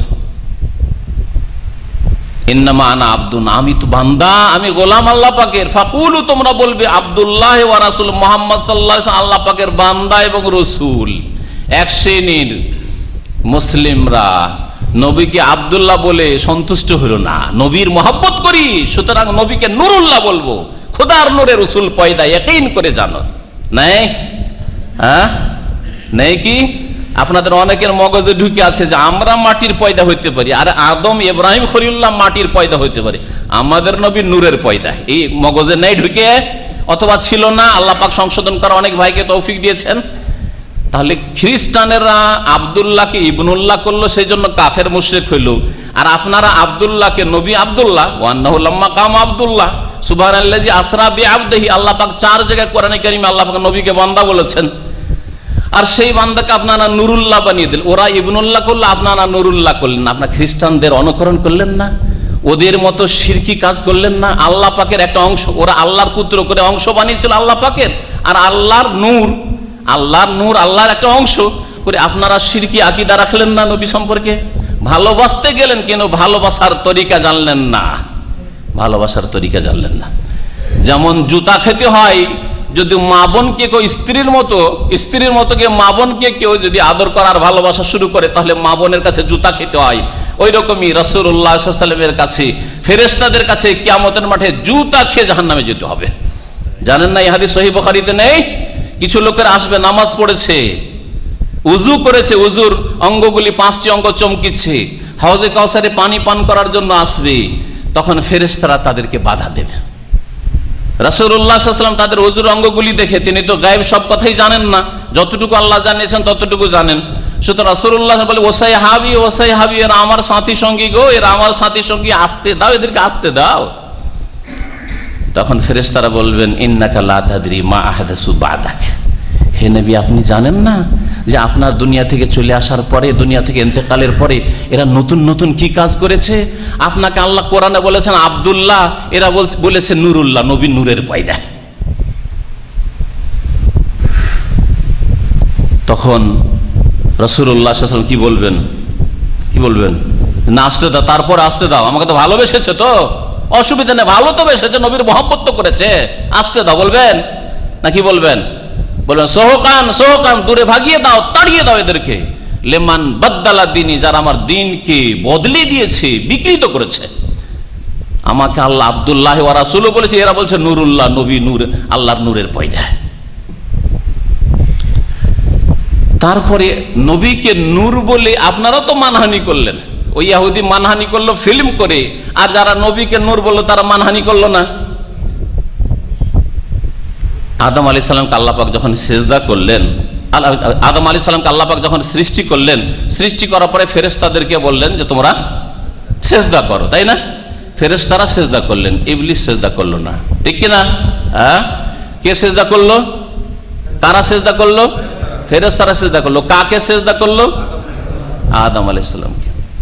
আদম আলাইহিস সালামকে। আদম কিসের তৈরি? মাটির তৈরি। ফেরেশতারা কিসের তৈরি? নূরের তৈরি। তাহলে নূরকে সেজদা করলো না নূর সেজদা করলো মাটিকে? নূরে সেজদা করলো মাটিকে। যাকে সেজদা করা হয় সে বড় হয় না যে সেজদা করে সে বড়? যাকে সেজদা করা হয় সে বড়। তাহলে মাটি বেশি মর্যাদা রাখে না নূর বেশি মর্যাদা রাখে? হ্যাঁ, তাহলে নবীকে যদি মাটির সৃষ্টি বলতেন, আদম সন্তান বলে মাটির সৃষ্টি, তাহলে ওপরে উঠিয়ে তার মানিজ্জত আপনি পেশ করতেন। তাকে নিচে নামিয়ে দিয়ে ফেরেশতার সারিতে নামিয়ে দিয়ে তার মানহানি করেন নে? তাহলে নবী নূরের পয়দা বলে মানহানি করেছেন। আর এই মানহানির আকীদা আপনার মগজে মওজুদ আছে। 60 বছর দুনিয়াতে বাঁচলেন, 70 বছর এই মানহানির আকীদা নিয়ে মরলেন। একজন ইহুদি একদিন মানহানি করেছে, আর আপনারা সারা জীবন ধরে নবী নূরের পয়দা এই আকীদা, এই মানহানির আকীদা নিয়ে মরলেন। আপনারা পাপ করলেন না? আপনারা সব ফেরেশতা না? চিন্তা করতে পেরেছেন? এইভাবে কত যে মানহানি নবী করিম সাল্লাল্লাহু আলাইহি সাল্লামের মুসলিম সমাজের বিদআতপন্থীরা যারা নবীর তরিকা নেয় তারা করেছে। আপনি আশ্চর্য হবেন। বলুন তো দেখি, আপনাদের মধ্যে কেউ যদি জানে কোনো ভাই সম্পর্কে যে ওই ভাই অমুক জায়গায় গেলে ষড়যন্ত্র আছে, ওখানে ওকে মারবে, আর তারপরেও যদি আপনি না বলেন, ওকে সাবধান না করেন, তাহলে আপনি খুনি না? প্রশ্ন বুঝতে পেরেছেন না পারেননি? হ্যাঁ, একজন লোক তাকে ষড়যন্ত্রকে মারবে, এইরকম একটা ষড়যন্ত্র হয়েছে জানতে পেরেছেন আপনি, কিন্তু ওই ব্যক্তি যার সম্পর্কে ষড়যন্ত্র হয়েছে সে জানে না, আপনি জানছেন, তাহলে ওকে সতর্ক করা আপনার উপর ফরজ কিনা? যে ভাই তুমি অমুক জায়গায় আজকে রাত্রে যেও না, আজকে জালিয়াতি অফিসে থেকে যাও, ইসলামিক সেন্টার এখানেই থেকে যাও, বা আমার রুমে থেকে যাও, খবরদার তুমি যেও না, রাস্তায় কিন্তু ষড়যন্ত্র আছে তোমাকে মারবে। আরে সৌদি আরবে নাই হোক, কিন্তু বাংলাদেশে এগুলো হয় না? হয় না? হয়। তাহলে আপনার উপর ফরজ কিনা সতর্ক সাবধান করে দেওয়া? চিন্তা করুন তো, নবী করিম সাল্লাল্লাহু আলাইহি ওয়াসাল্লাম যদি আলেমুল গায়ব মানে সব কিছুই জানেন, হাজির নাজির, তিনি সব জায়গায় হাজির, সব খবরই রাখেন, দুনিয়া আখিরাত জান্নাত জাহান্নাম সব খবর রাখেন, তার সামনে কোনো পর্দা বলে কিছু না, সব জানেন তিনি। এটা মুসলিম সমাজের বেরলভী আকীদা নয়? আটরসি মাইজ ভান্ডারি আকীদা নয়? এটা কি দেওয়ানবাগী আকীদা নয়? হ্যাঁ, এটা পীরপন্থীদের আকীদা নয় যে নবী সবকিছুই জানছেন? তাহলে নবী সবকিছু জানছেন তো 70 জন সাহাবীকে যারা হাফেজে কোরআন, আলেমে দ্বীন, তাদের সম্পর্কে ষড়যন্ত্র করে কাফের একটি দল এসেছে, আমরা মুসলমান হয়ে গেছি, কিন্তু আমাদের কোরআন শিখাবার আর নামাজ শিখাবার দিন শিখাবার কেউ নেই, সুতরাং আপনি কিছু আপনার সাথী সঙ্গীদের দেন, আমাদের কোরআন শিখাবে। নিয়ে গিয়ে রাস্তায় বীরে মৌনার যে ঘটনা হলো, সিরাতুন নবীর ঘটনা, সেখানে 70 জনের 69 জনকে শহীদ করে দিল। যদি রাসূলুল্লাহ সাল্লাল্লাহু আলাইহি ওয়াসাল্লাম আলেমুল গায়ব আর হাজির নাজির সব ঘটনা তো দেখতে পাচ্ছেন, তার সামনে নকশা তো আছেই, তিনি তো দেখতে পাচ্ছেন যে ওই তো ওইখানে তারা ঘেরাও করে আছে, আর এরা গেলেই তো ধরবে, আর তারা কত মিটিং করেছে, তার আগে মিটিং করেছে, সবকিছু রাসূল শুনেছেন, কারণ আলেমুল গায়ব তিনি সবকিছু শুনেছেন। তারপরে জানা সত্ত্বেও এদেরকে পাঠিয়ে দিলেন খুন হওয়ার জন্য। তাহলে রসুলকে যারা বলবে যে আলেমুল গায়ব, তার রসুলকে খুনি বলে আখ্যায়িত করলো না? চিন্তা করতে পেরেছেন? খুনি বললো না? তাহলে খুনের শরীক, কারণ তিনি জানছেন, তারপরেও যেতে দিলেন, বরং পাঠিয়ে দিলেন, যাও তোমরা যাও। মানহানি করলো না? হ্যাঁ, আপনারা ইসলামের নামে মানহানি করবেন তখন মানহানি হয় না, আর আল্লাহর শত্রুরা মানহানি করলে মানহানি হয়। তাহলে নিজে আগে রাসূলুল্লাহ সাল্লাল্লাহু আলাইহি ওয়াসাল্লাম জানতে হবে যে কোনখানে রাসূলুল্লাহ সাল্লাল্লাহু আলাইহি ওয়াসাল্লাম মান ইজ্জত আছে। রাসূলুল্লাহ সাল্লাল্লাহু আলাইহি ওয়াসাল্লাম মান ইজ্জত আছে জীবনের প্রতিটি ক্ষেত্রে, মাথা থেকে পা পর্যন্ত। আমার ব্যক্তি জীবনে একমাত্র রাসূলুল্লাহ সাল্লাল্লাহু আলাইহি ওয়াসাল্লামের তরিকা অনুযায়ী জীবনযাপন করব। আমার কথা, আমার চালচলন, আমার ইবাদত বন্দেগী সব হবে মুহাম্মদ রাসূলুল্লাহ সাল্লাল্লাহু আলাইহি ওয়াসাল্লামের। সৌদি আরবে 10 বছর 15 বছর থেকে যান, জীবনের সবচেয়ে বড় ইবাদত তাওহীদ আর কালিমা তাইয়্যিবার পরে 5 ওয়াক্ত নামাজ। নামাজটা কি রাসূলুল্লাহ সাল্লাল্লাহু আলাইহি ওয়াসাল্লামের মতো করতে পারলেন না? তাহলে কতটুকু রাসূলের সাথে মহব্বত আছে আপনার? রাসূলুল্লাহ সাল্লাল্লাহু আলাইহি ওয়াসাল্লামের মহব্বতের প্রমাণ হচ্ছে যে আপনি নবী করিম সাল্লাল্লাহু আলাইহি ওয়াসাল্লামের ইত্তিবা করবেন, অনুসরণ করবেন, নবীর তরিকায় চলবেন। আপনি নামাজটাকে ঠিক করার তৌফিক হলো না, যদি আপনাকে বলা হয় যে ভাই সহি শুদ্ধ নামাজটা পড়েন, আপনি নামাই তো পড়িয়েন না, ইন্নী ওয়াজহাত ওয়াজহিয়া, এই জায়নামাজের দোয়া বলে কিছু নাই তাকবীরে তাহরিমার আগে, বরং পড়তে হলে তাকবীরে তাহরিমার পরে পড়তে হবে, এইসব বলিয়েন না। ইফতাদাতু বিহাযালাম, এসব ফালতু কথা, এসব ইসলামের নেই, এসব কথা যদি বলা হয় তো আপনার মেজাজ গরম, মনে হচ্ছে খেয়ে নেবেন তখন। এটা কি রাসূলুল্লাহ সাল্লাল্লাহু আলাইহি ওয়াসাল্লাম নামাজ? এই ট্রিপল বেদাত দিয়ে শুরু করা। তাহলে রাসূলুল্লাহ সাল্লাল্লাহু আলাইহি সাল্লামের মহব্বত হচ্ছে জীবনের প্রত্যেকটি ক্ষেত্রে। আমরা মুহাম্মদ রাসূলুল্লাহ সাল্লাল্লাহু আলাইহি সাল্লামের ফটোকপি হতে তো পারবো না, কিন্তু হওয়ার চেষ্টা করব। কেউ হতে পারবেন না, রাসূলুল্লাহ সাল্লাল্লাহু আলাইহি সাল্লামের ফটোকপি কেউ হতে পারবে না, কিন্তু তার মতো হওয়ার আমরা চেষ্টা করব। লাকাদ কানা লাকুম ফি রাসূলিল্লাহি উসওয়াতুন হাসানাহ, রাসূলুল্লাহ সাল্লাল্লাহু আলাইহি সাল্লামের মাঝে তোমাদের জন্য রয়েছে উত্তম আদর্শ। তাহলে রাসূলুল্লাহ সাল্লাল্লাহু আলাইহি ওয়াসাল্লামের মানহানি যাতে না হয়, এর জন্য আমাদের উচিত হবে রাসূলুল্লাহ সাল্লাল্লাহু আলাইহি ওয়াসাল্লামের পাশে দাঁড়ানো। দুনিয়ায় যদি কোথাও মারপিট হয়, আর কোনো মজলুম ব্যক্তিকে যদি মারধর করে, দেখছেন একটা লোককে মারধর করছে, আর আপনি তার মদত করতে চান, তাহলে আপনি কি করবেন? গাড়িতে টান দিয়ে পালিয়ে যাবেন, না ওই লোকটির পাশে দাঁড়াবেন? এসে দাঁড়াবেন, তাই না? হ্যাঁ, ওই লোকটাকে বাঁচাবার চেষ্টা করবেন, যে এই লোকটার উপরে জুলম অত্যাচার হচ্ছে, এটা হচ্ছে আপনার কাজ। তাহলে রাসূলুল্লাহ সাল্লাল্লাহু আলাইহি সাল্লামের উপর যদি জুলম হয়, রাসূলুল্লাহ সাল্লাল্লাহু আলাইহি সাল্লামের মানহানি করা হয়েছে, জালেম জুলম করেছে, আমার আপনার উচিত হবে মুহাম্মদ রাসূলুল্লাহ সাল্লাল্লাহু আলাইহি সাল্লামের পাশে দাঁড়ানো, পাশে দাঁড়ানো। এটা হচ্ছে সাহায্য করা আসল। বরং আল্লাহ পাকের শুকরিয়া আদায় করতে হবে যে অনেক সময় যেটা অপ্রীতিকর অবস্থা, তাতে কল্যাণ থাকে। আয়েশা রাদিয়াল্লাহু তাআলা আনহার উপর যখন মিথ্যা অপবাদ দিল মুনাফিকরা, আল্লাহ পাক রব্বুল আলামিন তাকে দোষমুক্ত করার জন্য কোরআনে কারীম বেশ কয়েকটি আয়াত সূরা নূরে নাযিল করলেন। তাতে আল্লাহ বলছে, লা তাহসাবুহু শাররাল লাকুম বাল হুয়া খায়রুল লাকুম। নবী সাল্লাল্লাহু আলাইহি ওয়াসাল্লামের প্রিয়তমা বিবি আয়েশা রাদিয়াল্লাহু তাআলা আনহার উপর যে মিথ্যা অপবাদ দেওয়া হয়েছে, এটাকে কোনো খারাপ মনে করিও না। এতে তোমাদের জন্য বাল হুয়া খায়রুল লাকুম, বরং এতে তোমাদের জন্য কল্যাণ রয়েছে। আরে মিথ্যা অপবাদ দিয়েছে মুনাফিকরা, বলছে নবীর বিবি ভালো না, এইরকম দেখেছি, এইরকম হয়েছে। আর তারপরে আল্লাহ বলছেন এটা তোমাদের জন্য খারাপ নয়, অমঙ্গল নয়, বরং বাল হুয়া খায়রুল লাকুম, মঙ্গল তোমাদের জন্য, কল্যাণ এতে রয়েছে, এতে তোমাদের জন্য ভালাই রয়েছে। তাহলে রাসূলুল্লাহ সাল্লাল্লাহু আলাইহি ওয়াসাল্লামের যদি মানহানি আল্লাহর কোনো দুশমন করে, এতেও কল্যাণ আছে। একটি কল্যাণ হচ্ছে যে আমরা আল্লাহর দ্বীনের দিকে ফিরে আসবো, কোরআন কারীমের দিকে ফিরে আসবো, আল্লাহ পাকের রাসূল সাল্লাল্লাহু আলাইহি ওয়াসাল্লামের সহি মহব্বতের দিকে ফিরে আসবো। আল্লাহ পাকের রাসূল সাল্লাল্লাহু আলাইহি ওয়াসাল্লামের মহব্বত, সহি মহব্বত হচ্ছে, খাঁটি নির্ভেজাল নিখুঁত ভালোবাসা হচ্ছে যে নবী করিম সাল্লাল্লাহু আলাইহি ওয়াসাল্লাম আদর্শ মোতাবেক জীবন যাপন করব। এতদিন আধা নামাজি ছিলাম, বেনামাজি ছিলাম, এতদিন হারাম খেতাম, এতদিন আমার বিবি পর্দা করতো না, এতদিন ইসলাম শিখিনি, এখন আমি সবগুলি পালন করব।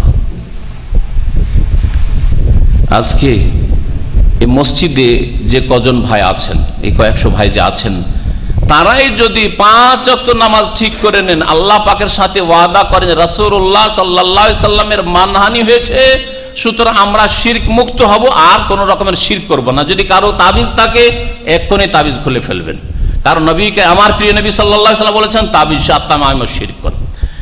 এছাড়া অন্য কোন শিরক থাকে, বাড়িতে থাকে, গাড়িতে থাকে, আপনার তাবিজ থাকে, অথবা আপনার বিবির গায়ে তাবিজ থাকে, ছেলে মেয়ের গায়ে তাবিজ থাকে, সব এখনই খুলে ফেলো। টেলিফোন করলেন। নামাজ 3 ওয়াক্ত পড়তাম, 4 ওয়াক্ত পড়তাম, মাঝে মাঝে পড়তাম, মাঝে মাঝে পড়তাম না। আজকে থেকে ওয়াদা করছি আল্লাহ পাকের সাথে, রসুলের মহব্বতে সত্যিকার মহব্বত পেশ করব। রাসূলুল্লাহ সাল্লাল্লাহু আলাইহি সাল্লামের চক্ষু ঠান্ডা হইতো নামাজ পড়লে। জানেন না হাদিস, ওয়াজুইলাত কুররাতু আইনি ফিস সালাহ, আমার চক্ষু ঠান্ডা হয় নামাজে। বেলাল রাদিয়াল্লাহু তাআলা আনহুকে মাঝে মাঝেই বলতেন, আজানের একটু পূর্বে যখন আজান হতে বিলম্ব হচ্ছে, তখনকার যুগে তার টাইম টেবিলের জন্য ঘড়ি ছিল না, আরে না বেহায়া বেলাল, আরে না বেহায়া বেলাল, নামাজ দিয়ে আমার মনে শান্তি নিয়ে আসার সুযোগ দাও, নামাজ দিয়ে আমাকে শান্তি দাও, নামাজের জন্য আজান দাও, আমার মনে শান্তি হবে। মুহাম্মদ রাসূলুল্লাহ সাল্লাল্লাহু আলাইহি সাল্লামের মনের শান্তি হইতো নামাজ আদায় করলে। মুহাম্মদ রাসূলুল্লাহ সাল্লাল্লাহু আলাইহি সাল্লামের চক্ষু ঠান্ডা হইতো, নয়ন শীতল হইতো নামাজ পড়লে।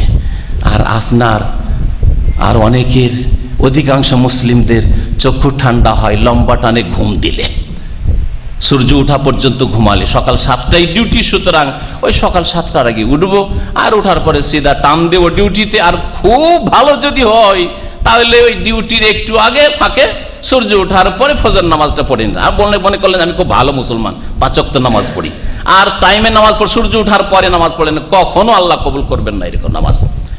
তাহলে আল্লাহ পাকের সাথে ওয়াদা করেন যে রাসূলুল্লাহ সাল্লাল্লাহু আলাইহি ওয়াসাল্লামের পাশে দাঁড়াবো, সুতরাং রাসূলুল্লাহ সাল্লাল্লাহু আলাইহি ওয়াসাল্লামের জীবনের প্রত্যেকটি ক্ষেত্রে অনুসরণ করব।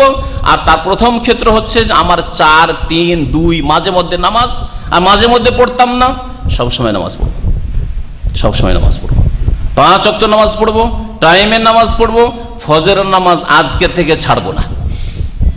কোনোদিন দেশে যেতে হবে, কখনো ফ্লাইট ফেল হয় না, যেতে পারলেন না এয়ারপোর্টে, এটা কোনোদিন হয় না, সারা রাত ঘুম আসে না, আর আরামে ঘুমিয়ে থেকে গেলেন। কি করে একজন মুসলিম ঘুমিয়ে থেকে ফজরের নামাজ পড়লেন না, আর মনে করছেন যে আমি রসুলকে ভালোবাসি? কখনো আপনি রসুলকে ভালোবাসেন না। রাসূলুল্লাহ সাল্লাল্লাহু আলাইহি ওয়াসাল্লাম ভালোবাসার প্রমাণ দেন 5 ওয়াক্ত নামাজ পড়ে। রাসূলুল্লাহ সাল্লাল্লাহু আলাইহি সাল্লামকে ভালোবাসেন, তাহলে আপনি এই সময়, এই সিচুয়েশনে যখন রাসূলুল্লাহ সাল্লাল্লাহু আলাইহি ওয়াসাল্লাম মানহানি করা হয়েছে, রাসূলুল্লাহ সাল্লাল্লাহু আলাইহি ওয়াসাল্লাম সম্পর্কে আপনার জ্ঞান অত্যন্ত সীমিত, নবীর সিরাত পড়াশোনা করেন না, চর্চা করেন না, পড়েন না, পড়েন নবী করিম সাল্লাল্লাহু আলাইহি ওয়াসাল্লাম সম্পর্কে নিজে পড়েন, এবং বিশুদ্ধ কিতাব আর-রাহিকুল মাখতুম শেখ শাফিউর রহমান মোবারক করে বাংলায় অনুবাদ হয়ে আছে, এখানে হয়তো পাবেন, বা আপনার আনিয়ে নেবেন, দামে পাওয়া যায়, এই কিতাবটি পড়বেন। এছাড়া বিশ্বনবী আছে, মোস্তফা চরিত আছে, এগুলি কিতাব। আর বাকি ওই গাঁজাখুরি কিতাবগুলি পড়বেন না, যেই কিতাবগুলিতে এমন ভণ্ডামির কথা, শিরক বিদআতের কথা আছে, আর যেসব লেখকের আকীদাই ঠিক নাই, সেগুলি পড়বেন না। এখান থেকে ভালো কিছু কিতাব নিয়ে যান এবং সেই কিতাবগুলি থেকে রাসূলুল্লাহ সাল্লাল্লাহু আলাইহি ওয়াসাল্লামের জীবনী, সিরাত চর্চা করেন, পড়েন এবং শোনেন। তৌহিদ সম্পর্কে জানেন, রিসালাত সম্পর্কে জানেন, আখিরাত সম্পর্কে জানেন, আল্লাহর দ্বীন সম্পর্কে জানেন, হালাল হারাম জানেন। এখান থেকে টাকার সাথে ইসলাম নিয়ে যান। সৌদি আরব থেকে 3টে জিনিস নিয়ে যাবেন। একটা হচ্ছে টাকা পয়সার জন্য এসেছেন, ওটার জন্য বলতে হবে না, তাই না? পয়সার জন্য এসেছেন, ওটা তো বলতে হবে না, ওটা 3 নম্বরে রাখেন, ওটা নিয়ে যাবেন, কিন্তু 3 নম্বরে। 1 নম্বরে যেটা নিয়ে যাবেন, তৌহিদের জ্ঞান, সহি সুন্নতের জ্ঞান, সহি তরিকা এখান থেকে নিয়ে যাবেন। নবীর তরিকা কি আর আল্লাহর ইবাদত বন্দি কেমন করে করতে হয়। যদি মাজার পূজার নাম আর পীর পূজার নাম ধর্ম হইতো, তাহলে সৌদি আরবে সবচেয়ে বেশি থাকতো। বিবেকে চেন এখানে মিলাদের নাম যদি ধর্ম হইতো, মিলাদ এখানে, মিলাদ কেন নেই? আরে শবে বরাত কেন নেই? প্রশ্ন তো জাগছে, উত্তর কেন চান না আপনি? এখান থেকে সঠিক ইসলাম নিয়ে যাবেন, ইসলামের জ্ঞান নিয়ে যাবেন, এটা 1 নম্বরে। 2 নম্বরে হজ উমরা বেশি বেশি করে নিয়ে যাওয়ার চেষ্টা করবেন। 3 নম্বরে হালাল রুজি নিয়ে যাবেন, তাহলে কামিয়াব হয়ে যাবেন। রাসূলুল্লাহ সাল্লাল্লাহু আলাইহি ওয়াসাল্লামের সিরাত সম্পর্কে জ্ঞান হাসিল করেন, তাহলে আপনি রাসূলের পাশে দাঁড়ালেন। ছেলে মেয়েদেরকে রাসূলুল্লাহ সাল্লাল্লাহু আলাইহি ওয়াসাল্লামের সিরাত সম্পর্কে, কোরআন হাদিসের জ্ঞান দেন, তাদেরকে ইসলাম কিছু শেখান। পয়সা হয়েছে, ডাক্তার ইঞ্জিনিয়ার বানাচ্ছেন, কিন্তু আপনি ইসলাম সম্পর্কে কোন জ্ঞান দেন না। নামাজের গুরুত্ব আপনার ছেলে বুঝে না, আপনার মেয়ে পর্দার গুরুত্ব বুঝে না, এগুলি শিখাতে হবে। আল্লাহর হস্তে নবী করিম সাল্লাল্লাহু আলাইহি ওয়াসাল্লামের আদর্শ আপনি আপনার ছেলে মেয়েদেরকে শেখান। এটা হচ্ছে রাসূলুল্লাহ সাল্লাল্লাহু আলাইহি ওয়াসাল্লামের পাশে দাঁড়ান না। তারপরে আরেকটা কাজ করবেন, আর তা দিয়ে আমার আলোচনা শেষ করব, সেটা হচ্ছে যথাসাধ্য আমাদের সাধারণ মানুষের যতটা ক্ষমতা আছে সেই ক্ষমতা প্রয়োগ করে আল্লাহর শত্রুদের কোণঠাসা করার চেষ্টা করব। আল্লাহ পাক বলছেন ফাত্তাকুল্লাহ মাস্তাতাতুম, সূরা তাগাবুন, যথাসাধ্য আল্লাহকে ভয় করো। নবী করিম সাল্লাল্লাহু আলাইহি ওয়াসাল্লামের সাহায্য করার ক্ষেত্রে, আল্লাহ পাকের দ্বীনের খেদমত করার ক্ষেত্রে, আল্লাহ দ্বীনকে শক্তিশালী করার ক্ষেত্রে আমরা প্রত্যেকে মুসলিম, আমরা আল্লাহ পাকের মুজাহিদ, আল্লাহ পাক রব্বুল আলামিনের আমরা সেনা। সুতরাং আল্লাহ পাকের নবীর সাহায্য করার ক্ষেত্রে, আল্লাহ পাকের দ্বীনের সাহায্য করার, কোরআনের কথা সারা বিশ্বে পৌঁছে দেওয়ার ক্ষেত্রে আমরা প্রত্যেকে নিজের নিজের ডিউটি পালন করব। আর কাফেরদের শক্তি দুর্বল করার জন্য যতটা আমাদের মধ্যে ক্ষমতা আছে, ব্রেন বুদ্ধি আছে, কৌশল আছে, তা আমরা অবলম্বন করব, অস্ত্র প্রয়োগ করে না, কারণ আমাদের হাতে অস্ত্র নেই। এটা হচ্ছে প্রশাসনের কাজ, জনসাধারণের কাজ। অস্ত্র ধরা নাই, কাউকে মেরে দিলেন, ভাঙচুর করে দিলেন, দূতাবাসে ঢুকে পড়লেন না, ভেঙে দিলেন, এগুলো কাজ আমাদের না। এগুলো অনইসলামিক কাজ, এগুলো গুনার কাজ, পাপের কাজ, এগুলো খারেজিদের কাজ। সম্মানিত ভাইরা শুনে রাখুন, যা করবেন সেটা হচ্ছে যে আপনি বহু টাকার মাল সামান 1 বছরে কিনছেন, এই মাল সামানগুলি কিনবেন মুসলিম প্রোডাক্ট, মুসলিম দেশ থেকে, কাফেরদের কাছ থেকে কিনবো না, আল্লাহর শত্রুদের কাছ থেকে কিনবো না।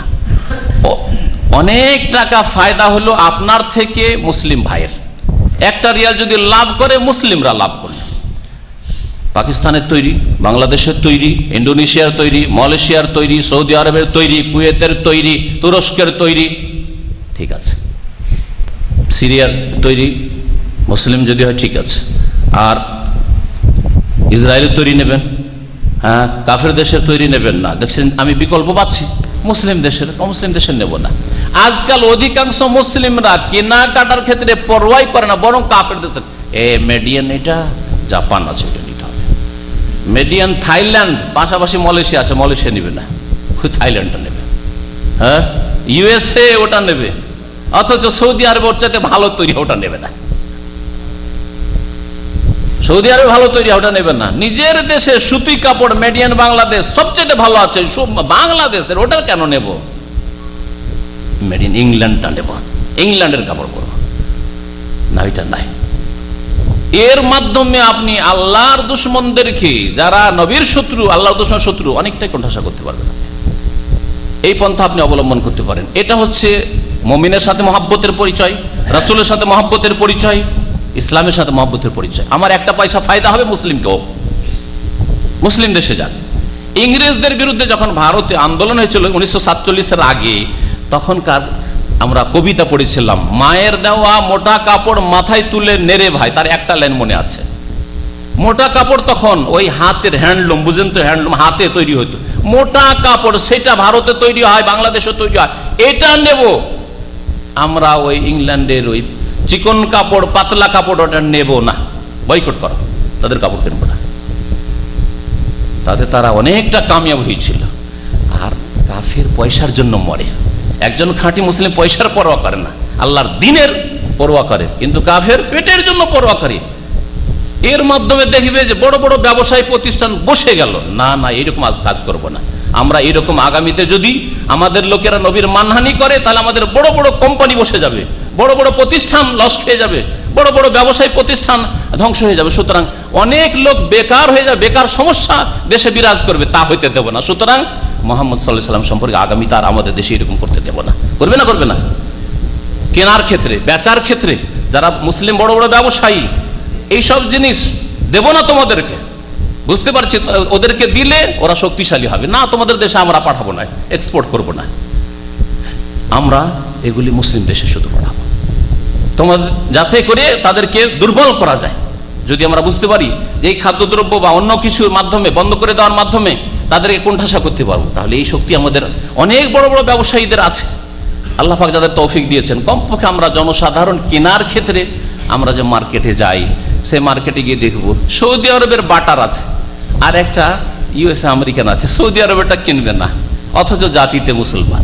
হ্যাঁ, মুসলিম দেশের একটা তুনার প্যাকেট আছে, মুসলিম দেশের জুস আছে, ওটা কিনবে না, মুসলিম দেশে। এতটুকু যদি আমাদের চিন্তা চেতনা পয়দা না হয়, তাহলে রাসূলুল্লাহ সাল্লাল্লাহু আলাইহি ওয়াসাল্লামের সাথে মহব্বত আর ইসলামের সাথে মহব্বত, মুসলিমদের সাথে মহব্বত কোথায়? বর্মার জালেম শাসকদের সহযোগিতা যারা করছে, তাদের দেশ থেকে আমরা খরিদ করে খাচ্ছি, আর ওই পয়সা আমাদের লাভের পয়সা দিয়ে মুসলিমদের ক্ষতি করা হচ্ছে। তাহলে আমরা ইনডাইরেক্ট আমরা কাফেরদের সাহায্য করি না, মুসলমানদের খুন করার জন্য সাহায্য করি না। তাহলে এইভাবে যতটা আমরা পারবো, আমরা এই আর্থিক বয়কটের মাধ্যমে আর মুসলিমদেরকে উপকৃত করার মাধ্যমে আল্লাহর দ্বীনকে শক্তিশালী করব, মুসলিমদেরকে শক্তিশালী করব, আর কাফেরদের কোণঠাসা করার চেষ্টা করব। আর কাফেররা পেটের জন্যই বাঁচে আর পেটের জন্য মরে। ইয়াওয়াদ্দু আহাদুহুম লাউ ইউআম্মারু আলফা সানা, তারা তো হাজার হাজার বছর বাঁচতে চায়, মরলে তার কিছু পাবে না। আর আমরা তো বাঁচতে বেশি চাই না, আমরা আল্লাহর দ্বীনের খেদমত করে যেতে চাই। আল্লাহর কাছে আশা করি আমি চলে গেলে আমার মতো আরো কেউ পয়দা হবে, এই আল্লাহ পাকের কাছে আমাদের আশা থাকবে। আমরা জীবনের পরোয়া করি, কারণ আমাদের তকদিরের প্রতি বিশ্বাস আছে। আমাদের বয়স যদি আল্লাহ 80 লিখে রাখেন, কেউ 80তে একটা দিন কমাতে পারবে না।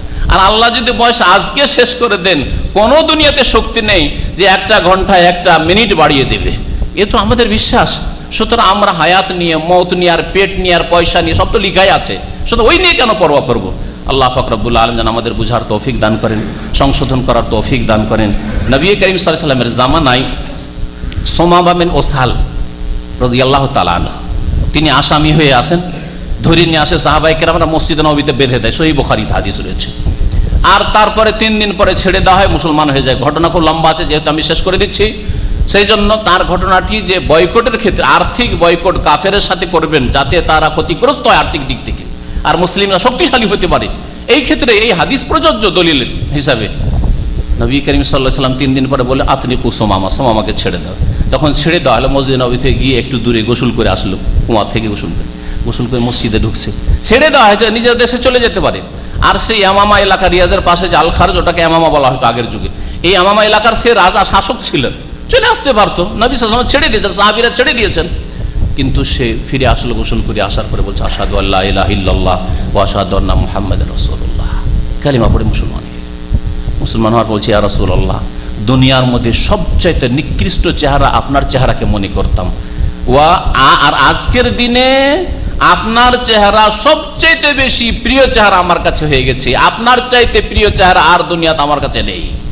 মাত্র 3 দিনের মধ্যে, 3 দিন আগে কট্টর শত্রু, নবীকে পেলে কখনো ছেড়ে দিত না, আর 3 দিন পরে সে রাসূলুল্লাহ সাল্লাল্লাহু আলাইহি ওয়াসাল্লাম ব্যবহার দেখে, সাহাবায়ে ব্যবহার চরিত্র দেখে আজকে সবচেয়ে প্রিয় চেহারা মুহাম্মদুর রাসূলুল্লাহ সাল্লাল্লাহু আলাইহি ওয়াসাল্লামের চেহারা। ইয়া রাসূলুল্লাহ, আপনি হুকুম করেন, আপনার শত্রুতা করছে কুরাইশরা, মক্কার লোকেরা, তখনও মক্কা বিজয় হয়নি, মক্কা বিজয় হয়নি। মক্কায় একটি গমের দানা পর্যন্ত আমি ইয়ামামা থেকে যেতে দেবো না, বয়কট। আপনা হাত্তা ইয়াজানা ফি রাসূলুল্লাহ সাল্লাল্লাহু আলাইহি ওয়াসাল্লাম, যতক্ষণ পর্যন্ত রাসূলুল্লাহ সাল্লাল্লাহু আলাইহি ওয়াসাল্লাম অনুমতি না দিবেন যে বাবারে সোমামা তুমি গম যেতে দাও মক্কায়, না হয় মক্কার লোকেরা না খেয়ে মরে যাবে, যতক্ষণ না বলবে ততক্ষণ আমি মক্কাতে একটা দানাও যেতে দেবো না। মক্কায় কোনো কিছু হইতো না, ইয়ামামা থেকে গম আসতো। মক্কার লোকেদের সাথে যখন বয়কট করে দিলেন সুমামা রাদিয়াল্লাহু তাআলা আনহু, তখন তারা না খেয়েও তাদের অবস্থা খুব খারাপ, দুর্ভিক্ষ দেখা দিল। রাসূলুল্লাহ সাল্লাল্লাহু আলাইহি ওয়াসাল্লামের কাছে তারা চিঠি লিখলো যে হে মুহাম্মদ, তুমি আমাদের আত্মীয়, তুমি আমাদের ছেলে, সুতরাং আত্মীয়তার খেয়াল রেখে এই বয়কটটা তো কমপক্ষে উঠিয়ে দাও, আর সুমামাকে একটু বলো যাতে করে আমাদের এখানে মক্কায় গম আসতে দেয়। সম্মানিত ভাইয়েরা, তো এর থেকে কি বোঝা যায় যে যতদূর আমরা পারবো, বিশেষ করে আমরা দোকানপাটে যখন ঢুকবো, মুসলিম দেশের তৈরি সেটা কিনবো, অমুসলিম দেশেরটা কিনবো না। মুসলিমকে ফায়দা পৌঁছাবার চেষ্টা করব। এই দোকানের মালিক অনেক দোকান এখানে আছে যে হিন্দুতে চালায়, খ্রিস্টানে চালায়, অনেকগুলি। সেই বাকালাতে আপনি মাসিক খরিদ, মাসে 1000 বিল আপনার হইতে থাকে। কেন? আপনার মুসলিম ভাই আছে, তাকে আপনি 2 পয়সা দিয়ে উপকৃত করবেন, এটা কেন করার তৌফিক হয় না? এই মন মানসিকতা কমপক্ষে তৈরি হলে এটা হবে বালহুয়া খায়রুল লাকুম, এতে কল্যাণকর। যখনই নবীর উপর আক্রমণ হয়েছে, কোরআনের উপর আক্রমণ হয়েছে, দিনের উপর আক্রমণ হয়েছে, তখন মুসলিম উম্মাহ নবীর কাছে এগিয়ে আসার জন্য চিন্তা করেছি, কোরআনের সাথে জড়িত হওয়ার চেষ্টা করেছে, ইসলামের দিকে ফিরে আসার চেষ্টা করেছে, তওবা সংশোধনের চেষ্টা করেছে। এইভাবে যদি আমরা পদক্ষেপ নিই, তাহলে আমরা ইনশাআল্লাহ তাআলা কামিয়াব হব, আর আমাদের করণীয় আমরা করতে পারবো। আল্লাহ পাক রব্বুল আলামিন যেন আমাদেরকে শিরক মুক্ত হওয়া তৌফিক দান করেন, তাওহীদ জীবনের প্রতিটি ক্ষেত্রে প্রতিষ্ঠা করার, কায়েম করার তৌফিক যেন দান করেন। তাওহীদ কায়েম করাই হচ্ছে দিন কায়েম করা। দিন কায়েম করা মানে গদি দখল করা নয়, যা অনেকে বুঝে থাকে। তাওহীদ কায়েম করেন, শিরক মুক্ত হন, 5 ওয়াক্ত নামাজ কায়েম করেন, ফজরের নামাজ জামাতে পড়েন, সূর্য উঠায়েন না, এটাই হচ্ছে দিন কায়েম করা, এটাই হচ্ছে দিন কায়েম করা। যাকাত দেন, যেসব ভাইদের কাছে পয়সা আছে যাকাত দেন, এটাই হচ্ছে দিন কায়েম করা। ভালো কাজের উপদেশ দেন, অন্যায় কাজে বাধা দেন। এমন নয় যে অন্যায় কাজ করেছে আমার দেশি, সুতরাং লুকিয়ে রাখি। এক লোকের ঘটনা, 2 বছর ধরে জানে যে এখানে জেনা চলছে, তারপর আমার দেশি যেহেতু করছে বলছে না। যেই দিন সেই মহিলা ওখান থেকে মক্কা পাঠিয়ে দেওয়া হচ্ছে, সেই দিন আমাকে এসে বলছে যে 2 বছর ধরে এই কাজ চলছিল। আমরা আল্লাহ তোমাকে হেদায়েত করে, 2 বছর ধরে চলছিল তুমি জানছো, আর এতদিন বললে না, কিয়ামতে কি জবাব দেবে তুমি? আল্লাহ বলছেন মুমিন মুসলিমের উপর ফরজ হচ্ছে অন্যায়কে নির্মূল করা। আপনি অন্যায় বাধা দিতে পারেন, কমপক্ষে এমন এক সংস্থা গিয়ে জানিয়ে দিবেন, যেখানে জানিয়ে দিলে এই সব অপরাধীদের শাস্তি দেওয়া হবে, এতটুকু আপনার উপর ফরজ। এই রকমের চেতনা, এই রকমের ঈমান, আমল, জজবা তৈরি হতে হবে। আল্লাহ পাক আমাদের যেন তৌফিক দান করেন, আমাদের নিজেদের মধ্য থেকে, নিজের পরিবার থেকে, নিজের সমাজ থেকে অন্যায়কে নির্মূল করার তৌফিক দান করেন, ভালো কাজকে প্রচার করার, প্রসার করার আল্লাহ পাক যেন আমাদের তৌফিক দান করেন। আল্লাহ পাক রব্বুল আলামিন তার দ্বীনের দিকে ফিরে আসার তৌফিক দান করেন। রাসূলুল্লাহ সাল্লাল্লাহু আলাইহি ওয়াসাল্লামের পাশে আমাদের দাঁড়াবার তৌফিক দান করেন। তার জীবনের প্রতিটি ক্ষেত্রে ইত্তিবা করার, অনুসরণ করার, আনুগত্য করার আল্লাহ পাক যেন তৌফিক দান করেন। ওয়া সাল্লাল্লাহু আলা নবিয়িনা মুহাম্মদ ওয়া আলা আলিহি ওয়া সাহবিহি আজমাইন। সুবহান রাব্বিকা রাব্বিল ইজ্জাতি আম্মা ইয়াসিফুন ওয়া সালামুন আলাল মুরসালিন ওয়ালহামদুলিল্লাহি রাব্বিল আলামিন। শেখ, আপনি তো বললেন বাংলাদেশের লোক অনেক দলে বিভক্ত, তাই এখন জানতে চাই বাংলাদেশে এমন কোন দল কি নাই, কোন দল কি নাই যার সাথে মিলে আমরা সঠিক দিনের কাজ করতে পারি? বিসমিল্লাহির রহমানির রহিম। আলহামদুলিল্লাহ ওয়াসসালাতু ওয়াসসালামু আলা রাসূলিল্লাহ। আমি ব্যক্তিগত আমি কোনো দলের নাম বলি না, যদিও দল প্রত্যেক দেশে কোরআন সুন্নাহর অনুসারী মজুদ আছে, সেই দলের লক্ষণগুলি বলি, আর আপনার কাজ হচ্ছে সেই দলকে চিনে নেওয়া।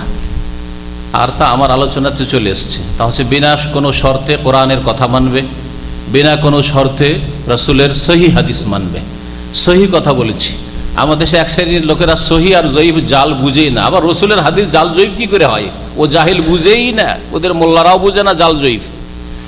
তো হাদিসের ক্ষেত্রে সহি হাদিস নবী সাল্লাল্লাহু আলাইহি ওয়াসাল্লাম থেকে বিশুদ্ধ সূত্রে প্রমাণিত হইতে হবে।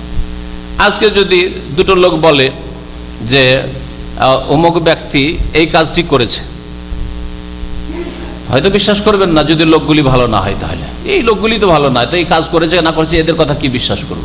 কিন্তু যদি ইমানদার লোক হয়, ধার্মিক লোক দুজন বলে যে না এই কাজটি অমুক করেছে, বিশ্বাস করবেন।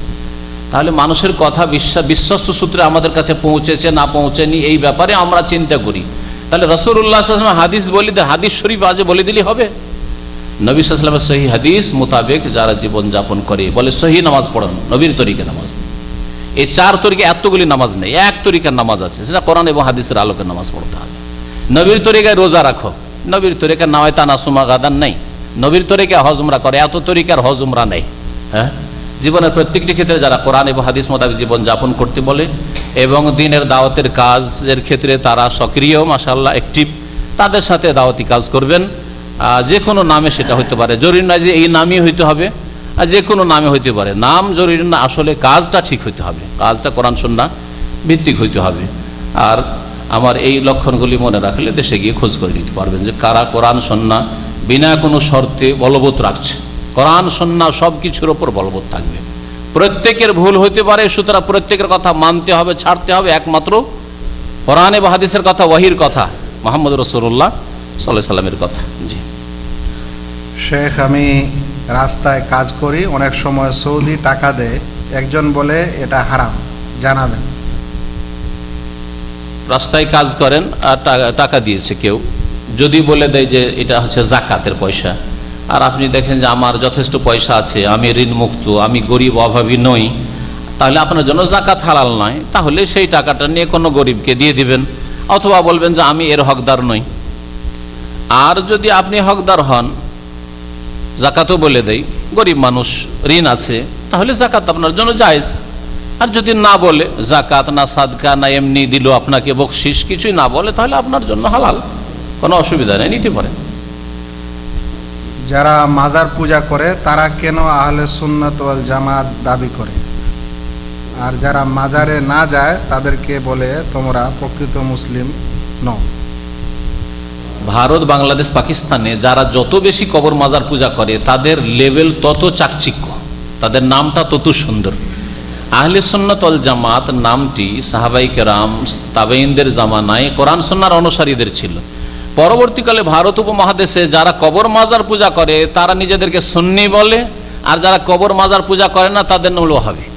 সুন্নি আর ওয়াহাবি, তাহলে সুন্নি মানে কবর পূজাকারী, যত বিদআত মিলাদ করবে, কিয়াম করবে, শিরক করবে, পীরের মুরিদ হবে, তরিকতে বিশ্বাসী, নবীর তরিকা ছাড়া মানুষের মানবরচিত তরিকতে বিশ্বাসী, এরা হইল সব সুন্নি মুসলমান, আহলে সুন্নাত ওয়াল জামাত। এই জন্য এই নামটি বদনাম হয়ে গেছে। এই নামের সুন্দর লেভেলটি, লেভেল সুন্দর, কিন্তু যারা এই লেভেলটি নিয়েছে তারা হচ্ছে শিরক বিদআতকারী। এই জন্য অন্যান্য যারা কোরআন সুন্নাহর অনুসারী উলামায়ে কেরাম, তারা পরিচয়ের জন্য অন্য আরেকটি লেভেল নিয়েছেন, সেটা হচ্ছে আহলুল হাদিস, হ্যাঁ, কোরআন সুন্নাহর অনুসারী, অথবা সালাফি, অর্থাৎ সালাফে সালেহিনদের অনুসারী। সালাফ মানে সাহাবায়ে কেরাম, তাবেঈন, তাবা তাবেঈন, সালাফদের অনুসারী, সাহাবায়ে কেরাম, তাবেঈনদের অনুসারী, হ্যাঁ, অথবা আনসারুস সুন্নাহ, যেমন মিশরে, সুদানে আনসারুস সুন্নাহ, সুন্নতের যারা সাহায্যকারী। এই নামগুলি বিভিন্ন দেশে আছে, জরুরি না যে ওই নামটাই হইতে হবে, কাজটা ঠিক থাকতে হবে যে আপনি কোরআন এবং সুন্নাহ মেনে চলবেন। জি, আর যারা শিরক বিদআত করে তারা অন্যদের শত্রু হবে স্বাভাবিক। সৌদি আরবের শত্রুতা ধর্মীয় শত্রুতা। আমাদের সম্পর্কে যারা বলছে যে আমরা দালাল, ওটা তার অন্তর থেকে বলে না, মুখে বলছে, মুনাফিকি। অন্তরে বিশ্বাস নেই আমরা দালাল নই, কিন্তু অপপ্রচার করতে হবে, লোকজনকে দূরে ভাগাইতে হবে, সরাইতে হবে এদের থেকে, না হলে ধর্ম বাঁচানো যাবে না। শিরক বিদআত কবর পূজার ধর্ম এখন রক্ষা করা যাবে না যদি এই দাওয়া সেন্টার থেকে দূরে না রাখতে পারি মুসলমানদেরকে, প্রবাসীদেরকে। এই হচ্ছে আসল অস্ত্র, আর কিছু না। একটি হজের সম্পর্কে প্রশ্ন এসছে। সৌদি সরকার হজ পালন করার যে নিয়মাবলীর কথা বলেছেন, এ পদ্ধতিতে হজ করিতে গেলে যে অর্থের প্রয়োজন তাহা আমার পক্ষে সম্ভব নয়। তাই আমি যদি চোর পথ অবলম্বন করিয়া হজ পালন করিতে যাই, তাহা সঠিক হজ হিসাবে গণ্য হবে কি? সৌদি সরকার যে আইনটি তৈরি করেছে 5 বছরে একবার হজ করবেন, এটা সৌদিদের জন্য, সবার জন্য, এটা জেনে রাখা হচ্ছে। অনেকে ভাবে যে না সৌদিদের জন্য সব ছাড়া, না, ওরাও 5 বছরে একবারই লিগালি হজ করতে পারে, সৌদিরাও।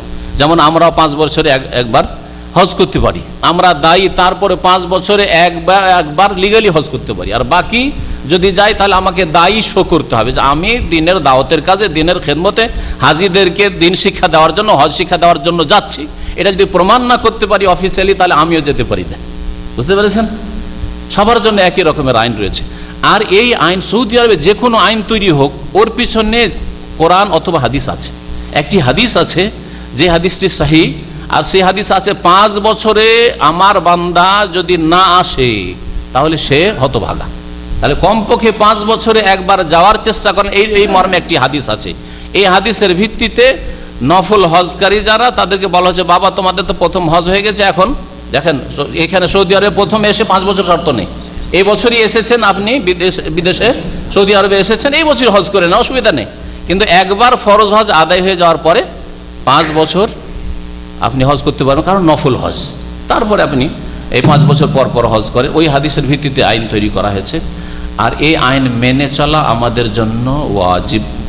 আর এই আইনের বিরোধিতা করা গুনহার কাজ, কারণ মুসলিম সরকারের বৈধ আইন, শরীয়ত সম্মত আইন, হারাম কথা যদি না বলে, গুনহার কাজ না বলে, তাহলে মানা ওয়াজিব। উলিল আমরে মিনকুম, আল্লাহ পাক আনুগত্য করতে বলেছেন। নেতাদের যেমন বাপ মার কথা মানবেন, আপনার বসের কথা কোম্পানির মানবেন, তেমন সরকারের কথা মানতে হবে, আল্লাহ পাক বলেছেন। সুতরাং বিনা তাসরিতে, বিনা পারমিশনে এইরকম হজ করতে যাওয়া গুনহার কাজ, গুনহাগার হবে। যদিও হয়তো হজ হয় ওলামারা বলেছেন, কিন্তু গুনহাগার অবশ্যই হবে। সেই জন্য আপনি যাবেন না। আপনার কাছে পয়সা নেই, আপনার উপর হজ ফরজ হয়নি। যখন হজ করার সমান পয়সা হবে, তখন আপনার উপর হজ ফরজ হবে। যে এবার অনলাইন থেকে আমার একটা প্রশ্ন নেই, আলোচনাটি সরাসরি প্রচার করা হচ্ছে, কিছু প্রশ্ন এসছে, আমরা অনলাইনের একটি প্রশ্ন নিব। জি বলেন, আপনি প্রশ্নটা বলেন।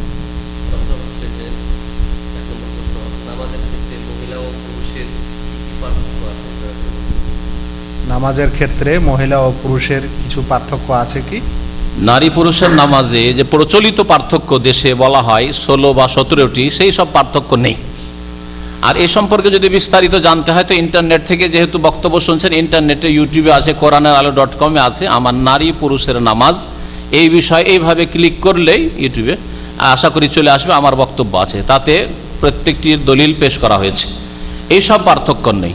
বাকি আজান, একামত, মহিলাদের আজান নেই, মহিলার উচ্চস্বরে তেলাওয়াত করবে না যাতে অপর পুরুষ না শুনে, ঘরের মধ্যে থাকলে আস্তে তেলাওয়াত জোরে করতে পারে, বাইরে আওয়াজ না গেলে, এই সব সামান্য এইগুলি পার্থক্য আছে। কিন্তু এই প্রচলিত যে হানাফি মাযহাবে বা অন্য কোনো মাযহাবে যে পার্থক্যগুলি দেখানো হয়েছে, এই পার্থক্যগুলি সবগুলি খেয়াল খুশি সহিহ হাদিসের উপর ভিত্তি করে নাই। কোন সহিহ হাদিস এই মর্মে নেই, বরং রাসূলুল্লাহ সাল্লাল্লাহু আলাইহি ওয়াসাল্লাম বলেছেন নারী পুরুষ সকলকে সাল্লু কামা রাআইতুমুনি ওয়াসাল্লি, যেভাবে আমাকে নামাজ পড়তে দেখলে তেমন তোমরা নামাজ পড়ো।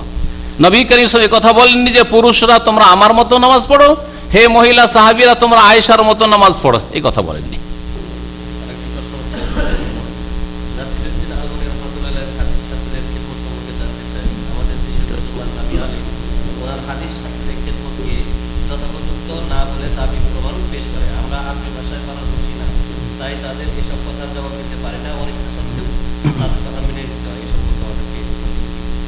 প্রশ্ন বড় লম্বা। নাসিরউদ্দিন আলবানী রহমতুল্লাহ আলাইহি যে এই যুগের মুহাদ্দিস, যেমন এক যুগে ইমাম হাফেজ বিন হাজার রহমতুল্লাহ আলাইহি ছিলেন, ইমাম যাহাবি ছিলেন, এই রকমের মুহাদ্দিস হচ্ছেন নাসিরউদ্দিন আলবানী রহমতুল্লাহ আলাইহি।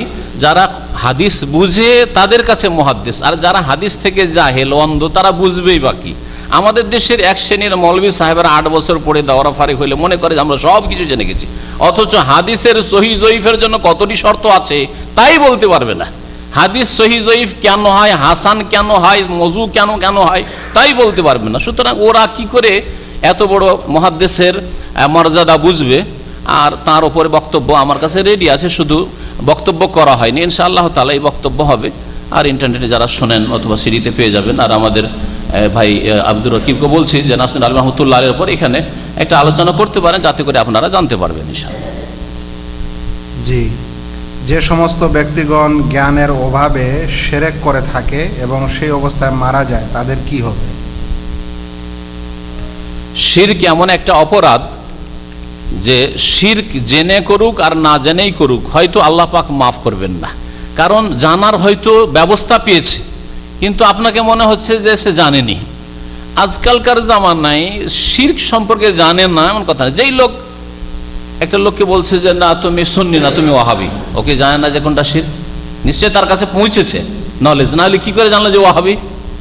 হ্যাঁ, পাশাপাশি দেখছে যে আমরা মাজারে যাই, ওরসে যাই, অন্যরা যাই না, তো যাই না কেন ওটা জানতে হবে না? দিন শিখা ফরজ, দিনের মৌলিক যেগুলি ফান্ডামেন্টাল বিষয়, বুনিয়াদী বিষয়, সেগুলি জানা প্রত্যেক মুসলিমের জন্য ফরজ। তালাবুল ইলমে ফারিজাতুন আলা কুল্লি মুসলিম। তাহলে কি শিরক জানা ফরজ নাই বাঁচার জন্য? তাওহীদ জানা ফরজ নাই বাস্তবায়িত করার জন্য? সুন্নাত জানা ফরজ নাই, নবীর আদর্শ জানা ফরজ নাই আমল করার জন্য? বিদআত জানা ফরজ সতর্ক থাকার জন্য? এগুলি জানা ফরজ। কোনটা করবেন কোনটা করবেন না এগুলি জানা ফরজ। এইগুলি যে জেনে গেল না আর বলল অজ্ঞতা ছিল, আল্লাহ পাকের কাছে হয়তো এই ওজর কবুল হবে না, একমাত্র যদি জানার কোনো রিসোর্স না পায়, কোনো সুযোগ পাইনি। ওমা কুন্না মুআযযিবিনা হাত্তা নাবাসা রাসূল। আল্লাহ বলছেন কোন জাতিকে আমি আযাব দেব না যতক্ষণ পর্যন্ত কোনো সতর্ককারী রাসূল না আসবে। তো রাসূলের নায়েব উলামায়ে কেরাম যারা দায়ী, তাদের কথা পৌঁছে গেছে, তাহলে তাদের উপর হুজ্জত কায়েম হয়ে গেছে। বিশেষ করে যারা সৌদি আরবে প্রবাসী, তাদের কাছে তাওহীদের দাওয়াত পৌঁছে গেছে। আমি মনে করি না যে তাদের কাছে তাওহীদের দাওয়াত পৌঁছেনি। জানার পরেও ইসলামিক সেন্টার, দাওয়াত সেন্টার আশেপাশে থাকে, রিয়াল অনেক নিয়ে গেছে, কিন্তু যাবেই না ওখানে, আর বলবে আমি তো জানতাম না, মরে গেছি শিরকের উপর, কিয়ামতের দিন আল্লাহকে বলবে শুনবে আল্লাহ পাক রব্বুল আলামিন। ও তো জানে, সৌদি আরবে এসেছে জানে, এখানে সে মাজার নেই, আমাদের কাছে এত মাজার। প্রশ্ন জেগেছে, উত্তর নিতে হবে না? মাজার ইসলাম না মাজার ভাঙা ইসলাম, এটা জানতে হবে না? কবর, মাজার, রওজা, কবরকে তিন ভাগে ভাগ, মাজার পাকা কবর হলে ওর নাম মাজার, আর সাধারণ বাপের কবর হচ্ছে কবর। হ্যাঁ, মাজারকে কবর বললে বেয়াদবি হবে। এগুলো শিখলেন, আর সঠিক ইসলামটা শিখতে হবে না? হ্যাঁ, সুতরাং আল্লাহর কাছে জবাবদেহি করতে হবে। আল্লাহ পাক শিরক করে কেউ মরলে আল্লাহ হয়তো ওজর কবুল করবেন না, একমাত্র একেবারে যদি তার কাছে পৌঁছার কোনো ব্যবস্থা না থাকে ইসলামের জ্ঞান, সেটা আলাদা কথা। আজকাল মুসলিমদের দেশে যারা বাস করে সেখানে অল্প থাকলেও তাওহীদ সুন্নতের অনুসারী ভাইয়েরা আছেন, সুতরাং তাওহীদের দাওয়াত পৌঁছে গেছে।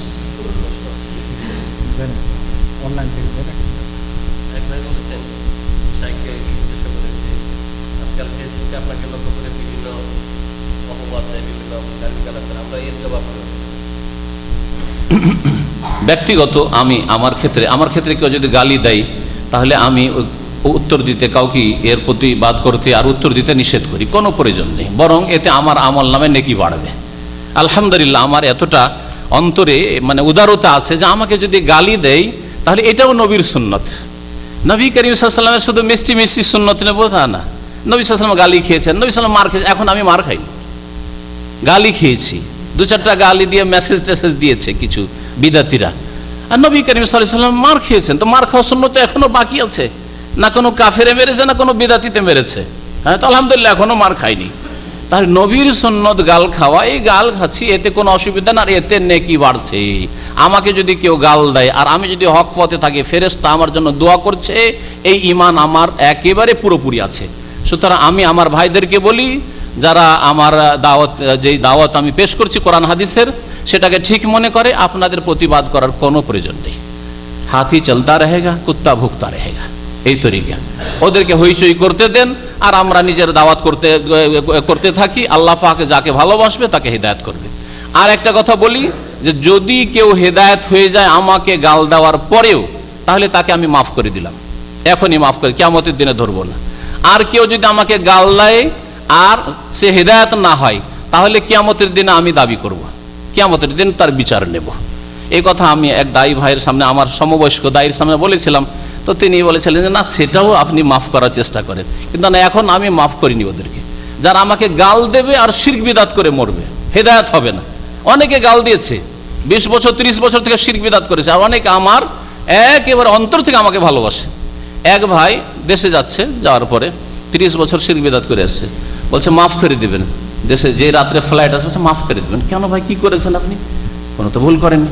না, অনেক গাল দিয়েছি আপনাকে। আলহামদুলিল্লাহ, আপনাকে মাফ করে দিয়েছি। যে হেদায়েত হয়েছে তাকে আমি মাফ করে দিয়েছি, তবে যে হেদায়েত হয়নি তাকে এখন আমি মাফ করতে রাজি না, কিয়ামতের দিনে নেব, এই নিয়তটাই আছে, বাকি আল্লাহ মালিক।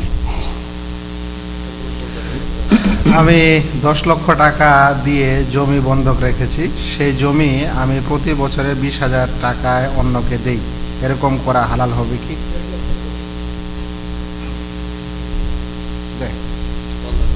বন্ধক, বন্ধক, জমির বন্ধক রেখে, জমির যে রাখলো, জমির মালিক কে বলেন তো দেখি? যে রাখলো সে, মানে যে রাখলো না যার কাছে রাখা হইল? জমির মালিক কে? যেই ব্যক্তি টাকা ধার নিল আর ধারের এগনিস্টে জামানত স্বরূপ জমিটা কারো কাছে রাখলো, মালিক সেই না?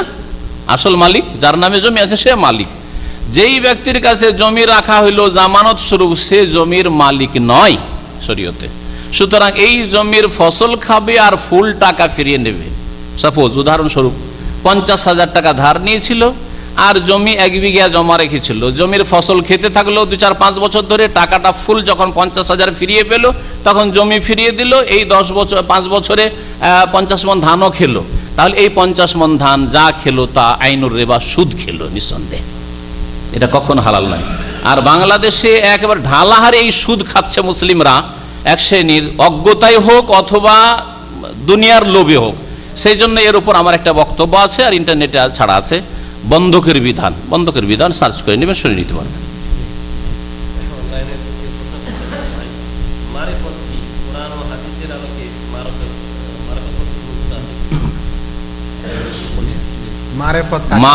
মারেফাত শব্দের অর্থ হচ্ছে জানা বা চেনা।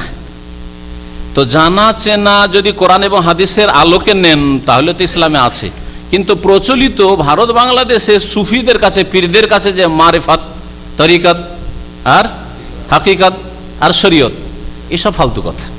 এগুলো তাদের ইনহা ইল্লা আসমাউন সাম্মাইতুহা আনতুম ওয়া আবাউকুম মা আনজালাল্লাহু বিহা মিন সুলতান, এগুলি তাদের মানে রচিত নাম মাত্র, এগুলি তোমরা নিজে আবিষ্কার করেছো। মা আনজালাল্লাহু বিহা মিন সুলতান, আল্লাহ এগুলি নাজেল করেননি। যে ইসলামের 4 ভাগ আছে, একটা শরীয়ত, এগুলি শরীয়তে ইমাম আবু হানিফা শরীয়তের আলেম, আর মারিফতের আলেম হলেন আব্দুল কাদের জিলানী। এসব ফালতু কথা। তাহলে প্রচলিত যে মারিফতের কথা, আর যে জন্য প্রশ্ন করেছেন, এটা ভিত্তিহীন কথা, সব মন গড়া এগুলো ধর্ম, এগুলো মানব রচিত ধর্ম। মানব রচিত আইন শুধু ওই আদালতের আইন নয়, বরং মানব রচিত ধর্ম এগুলিও। আর মারিফতের যেটা শরীয়তি অর্থ, সেটা হচ্ছে চেনা। শেখ মোহাম্মদ আব্দুর রহমান রহমতুল্লাহ কিতাব আছে 3টি মূলনীতি, তাতে বলা হয়েছে যে 3টি জিনিস সম্পর্কে জানা ফরজ। ওখানে মারিফাত শব্দ ব্যবহার করা হয়েছে। আল্লাহ সম্পর্কে জানা, আল্লাহ সম্পর্কে, আল্লাহ পাকের একত্ব, আল্লাহ পাকের তৌহিদ, আল্লাহ পাকের কাজ, আল্লাহ পাকের ইবাদত বন্দেগী, আল্লাহ পাকের হক ইত্যাদি, আল্লাহ পাক কোথায় জানা ফরজ। আল্লাহ পাকের দিন সম্পর্কে জানা ফরজ 2 নম্বরে, 3 নম্বরে আল্লাহ পাকের রাসূল সম্পর্কে জানা ফরজ। তো মারিফাত মানে জানা, দিন সম্পর্কে জানা, রাসূল সম্পর্কে জানা, আল্লাহ সম্পর্কে জানা, এটা হচ্ছে শরীয়ত, এটা হচ্ছে দ্বীনে ইসলাম। আর বাকি প্রচলিত যে সুফিবাদে মারিফত তরিকত রয়েছে, ওগুলি মন গড়া কথা। আমরা আর বেশি প্রশ্ন নিতে পাচ্ছি না, একটাই প্রশ্ন করে আমরা আলোচনা শেষ করে দেব। আমাদের কিছু প্রাইজ আছে, 5 মিনিটের সেটা বিতরণ করে দেব। যারা অনলাইনে ভাই আপনারা আলোচনা শুনলেন, আমরা দুঃখিত যে আপনাদের সকল প্রশ্নের আমরা উত্তর দিতে পারছি না। তবে আমি আব্দুর রাকিব বুখারী নামে যদি আপনারা ইউটিউবে এই বিষয়ে জানতে চান, তাহলে একটা আলোচনা পাবেন, ভেদে মারেফত। আজ সুফিবাদে মারেফতের এই তথ্য রহস্য কি জিনিস, এ সকল বিষয়ে একটি ইউটিউবে আলোচনা আছে, যার শিরোনাম হচ্ছে ভেদে মারেফত। আব্দুর রাকিব বুখারী নাম দিয়ে চেক করলে সেটার থেকে আপনারা উপকৃত হতে পারেন। লাস্ট প্রশ্নটি আমি শাইখের কাছে করি, সেটা কবরের সম্পর্কে কেন্দ্র করে, যেহেতু বহুল প্রচলিত একটা প্রথা তাই বলি। আমাদের দেশের কবর স্থানের পাশে মৃত্যু তারিখ লেখে টাইলস করে। জিজ্ঞাসা করলে বলে আমরা হানাফি। আসলে কি কবরের স্থানে মৃত্যু ব্যক্তি, মৃত্যু তারিখ এবং নাম এ সকল কিছু লেখা যায় কি যায় না? কোন ব্যক্তির কবর, সে আলেম হোক আর রাজা বাদশাহ হোক আর রাষ্ট্রপতি প্রধানমন্ত্রী হোক, কোনো সাধারণ ব্যক্তি হোক, আপনার বাপ হোক অথবা মাই হোক, কেউ হোক না কেন, কবর ঘেরে নাম লিখা অথবা কবরের উপরে কোনো একটা নেম প্লেট দিয়ে তাতে নাম লিখে রাখা শরীয়তে জায়েজ নয়। এগুলি ধীরে ধীরে শিরক বিদআতের কারণ হতে পারে। খুব বেশি যেটা জায়েজ, ওলামারা বলেছেন যে আপনার আব্বার জন্য দোয়া করবেন, একটু কবর কাছে গিয়ে দাঁড়াবেন, আম্মার জন্য দোয়া করবেন, দাঁড়াবেন গিয়ে, অথবা আপনার ওস্তাদ কবরটা কিছুদিন চিনবেন, সেজন্য যদি একটা বিশেষ একটা পাথর, এমনি একটা পাথর রেখে দিয়েছেন কবরের এক সাইডে মাথার দিকে অথবা পায়ের দিকে, যে এই পাথরটা দেখে চিনবো যে এটা আমার আব্বার কবর বা এটা আমার ওস্তাদের কবর, কিছুদিন যাব গিয়ে একটু স্মরণ করব, দাঁড়াবো আর আখেরাতকে স্মরণ করব, তার জন্য দোয়া করব, তাহলে জায়েজ। দেখেন এই দেশে সৌদি আরব বাদশাহ মালিক ফাহাদ রহমাহুল্লাহ ইন্তেকাল করলেন, আমির নায়েফ ইন্তেকাল করলেন রহমাহুল্লাহ, তারপরে আমির সুলতান রহমাহুল্লাহ ইন্তেকাল করলেন। তাদের সাধারণ কবরস্থান আমি রিয়াজে দেখে এলাম, আর মাকবারাতুল আদল এতে আপনার যে তাইফ থেকে মক্কায় ঢুকতে ওখানে কবরস্থানে দাফন হয়েছে তাদের একজনের, তো একেবারে সাধারণ কবর, কোনো সেখানে চিহ্ন নেই, সাধারণ কবর। এতে হচ্ছে কি কোনোদিন শিরকের আশঙ্কা নেই। আর আমাদের দেশে যেইভাবে কবরকে সাজানো হচ্ছে আর ফুল মালা দিয়ে পূজা শুরু হয়ে যাচ্ছে, নীরবতা পালন হচ্ছে, শিরক হচ্ছে, বহু শিরক হচ্ছে। হ্যাঁ জি, রাষ্ট্রীয় পর্যায়ে শিরক হচ্ছে আর ব্যক্তি পর্যায়েও শিরক হচ্ছে, সমস্ত রকমের শিরকের জন্য কবরের কাছে হচ্ছে। তো আল্লাহ পাক যেন এই কবরের ফিতনা থেকে দুনিয়াতে আমাদের বেঁচে থাকার তৌফিক দান করেন, শিরক থেকে আল্লাহ পাক বেঁচে থাকার তৌফিক দান করেন। দুঃখিত, একটা প্রশ্ন না করলেই নয়, কিছু মানুষ বলেছে কিন্তু আমি প্রশ্নটাতে স্যাটিসফাইড না, কিন্তু বারবার এই প্রশ্ন আমাকে করা হয়েছে যে যাহারা গীবতে লিপ্ত থাকেন তাদের বেলায় শরীয়ত কি বলে, কিন্তু গীবত চিনে কি চিনে না, এটাই সবচেয়ে বড় সমস্যা।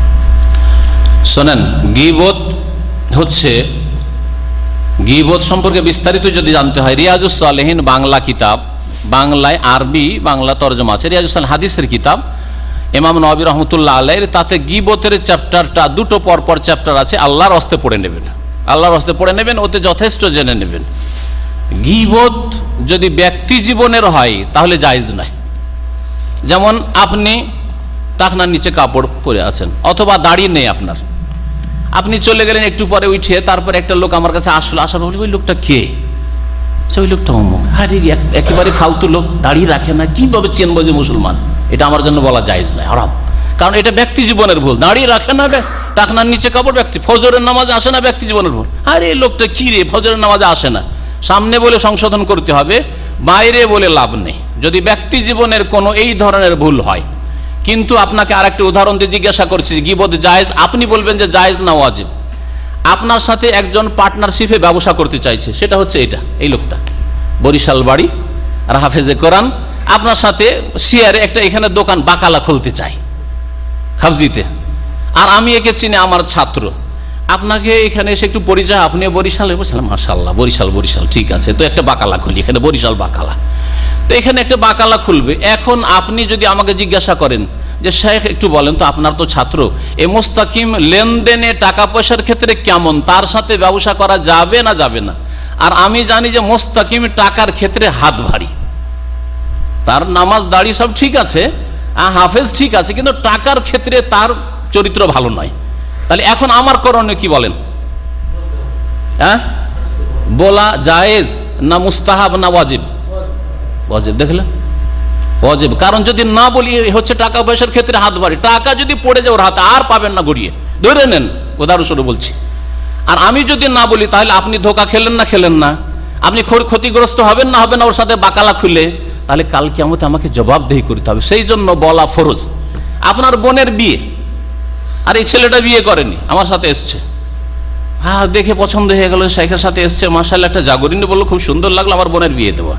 আমাকে যদি জিজ্ঞাসা করেন যে শেখের সাথে বিয়ে দেবো না দেবো না, আর এই ছেলের ব্যবহার খুব খারাপ, বদমেজাজ, খুব রাগী, স্ত্রীকে ডেলি মারতে থাকবে, এর আগে দেখেছি এর মারামারি করে সাথী সঙ্গীদের সাথে, যদি এরকম হয় তো আমার জন্য বলা ফরজ কি ফরজ নাই? বলেন, বলা ফরজ না যে এর সাথে খবরদার বিয়ে দেন না, কারণ এর চরিত্র ভালো নয়, নামাজ ঠিক আছে, রোজা ঠিক আছে, দাড়ি ঠিক আছে, কিন্তু এর ব্যবহার ভালো, বলা ফরজ না? তাহলে গীবত করা তো ফরজ হয়ে গেল। তাহলে সব সময় তো গীবত করা হারাম নয়। আচ্ছা, কেউ যদি আপনাদেরকে গুমরাহ করে, এসে এখানে বক্তব্য রাখে আর বলে যে এরা দাওয়াত সেন্টার যেগুলো বলছে ভুল কথা, আসলে মাজারই তো আসল ইসলাম, ভারতবর্ষে এই মাজারের ধর্মই তো আসল ধর্ম, তাহলে তার সম্পর্কে সতর্ক সাবধান করা ফরজ কি ফরজ নাই বলেন আব্দুর রকিবের? বলেন না মুস্তাহাব? বললেও চলে, লুকিয়ে রাখলেও চলে, অসুবিধা নাই। ওরা মাজারের ধর্ম বক্তব্য রাখছে, আমরা তৌহিদের বক্তব্য রাখছি, অসুবিধা নেই। বলবো না, লুকিয়ে রাখবো? হ্যাঁ না বলতে হবে? বলা ফরজ যে খবরদার ওর বক্তব্য শুনবেন না, ওর বক্তব্য শুনবেন না, না হলে শিরক বিদআতে আপনাদের লিপ্ত করে দিবে, গুমরাহ করে দিবে। বলা ফরজ হবে না? তাহলে 3টি উদাহরণ দিলাম, বাকি উদাহরণগুলো বুঝে নেবেন। যারা ইসলামের অপব্যাখ্যা করে ইসলাম পেশ করছে, ইসলামের ভুল তথ্য পেশ করছে, তাদের সম্পর্কে আলেমে দ্বীনে সতর্ক করা ফরজ। জাযাকাল্লাহ খায়ের, আল্লাহ বারাক ফিক। শেখ, আপনি আসলেন এবং এই মূল্যবান আলোচনা আপনি পেশ করলেন। আমি দুঃখিত ভাই, সেই কারণে আমি যে লাস্টে যে কয়েকটা কথা বলেছিলাম তার মধ্যে একটি কথা বলেছিলাম যে শেখ কিছু সমালোচনামূলক, যেটা দ্বীনের ইসলাহ, যেন মানুষ শুধরে যায়, সহি হয়ে যায়, সে কারণে তিনি কিছু আলোচনা করেছেন বিশেষ বিশেষ কিছু দল এবং ক্যাটাগরির লোকের দিকে কেন্দ্র করে। সেখান থেকে এই কথা এসেছে যে শেখ গীবত করেন। গীবত যদি কেউ না জানে তারপরে এই তহমত দেয়, তাহলে ওকে কি বলবেন? এবং গীবত কখন হয় কখন না হয় 13টি স্থানে এরকম কিছু বলা যায়, শেখ 3টার দিকে উল্লেখ করেছেন। তাহলে জ্ঞান আগে অর্জন করতে হয়, তারপরে সেটা জিজ্ঞাসা করা হয়। এখন শর্টকাটে যদি এই প্রশ্নের উত্তর দেওয়া হয় যে গীবত করে সে কাবিরা গুনাহকারী, তাহলে না, তাহলে শেখ কাবিরা গুনাহকারী নাকি? এসব যুক্তি তর্কে আমরা বুঝি না তো ভাই, বুঝতে হবে এবং প্রশ্ন মার্জিত করতে হবে, যেটা জানার উদ্দেশ্যে যেন হয়, কিন্তু কাউকে এই অ্যাটাক করার জন্য যেন প্রশ্ন না হয়। সেই জন্য আমি এই প্রশ্ন দেইনি, তা সত্ত্বেও শেষ পর্যন্ত করা হয়েছে, যাক ভালোই। সংশয় নিরসন।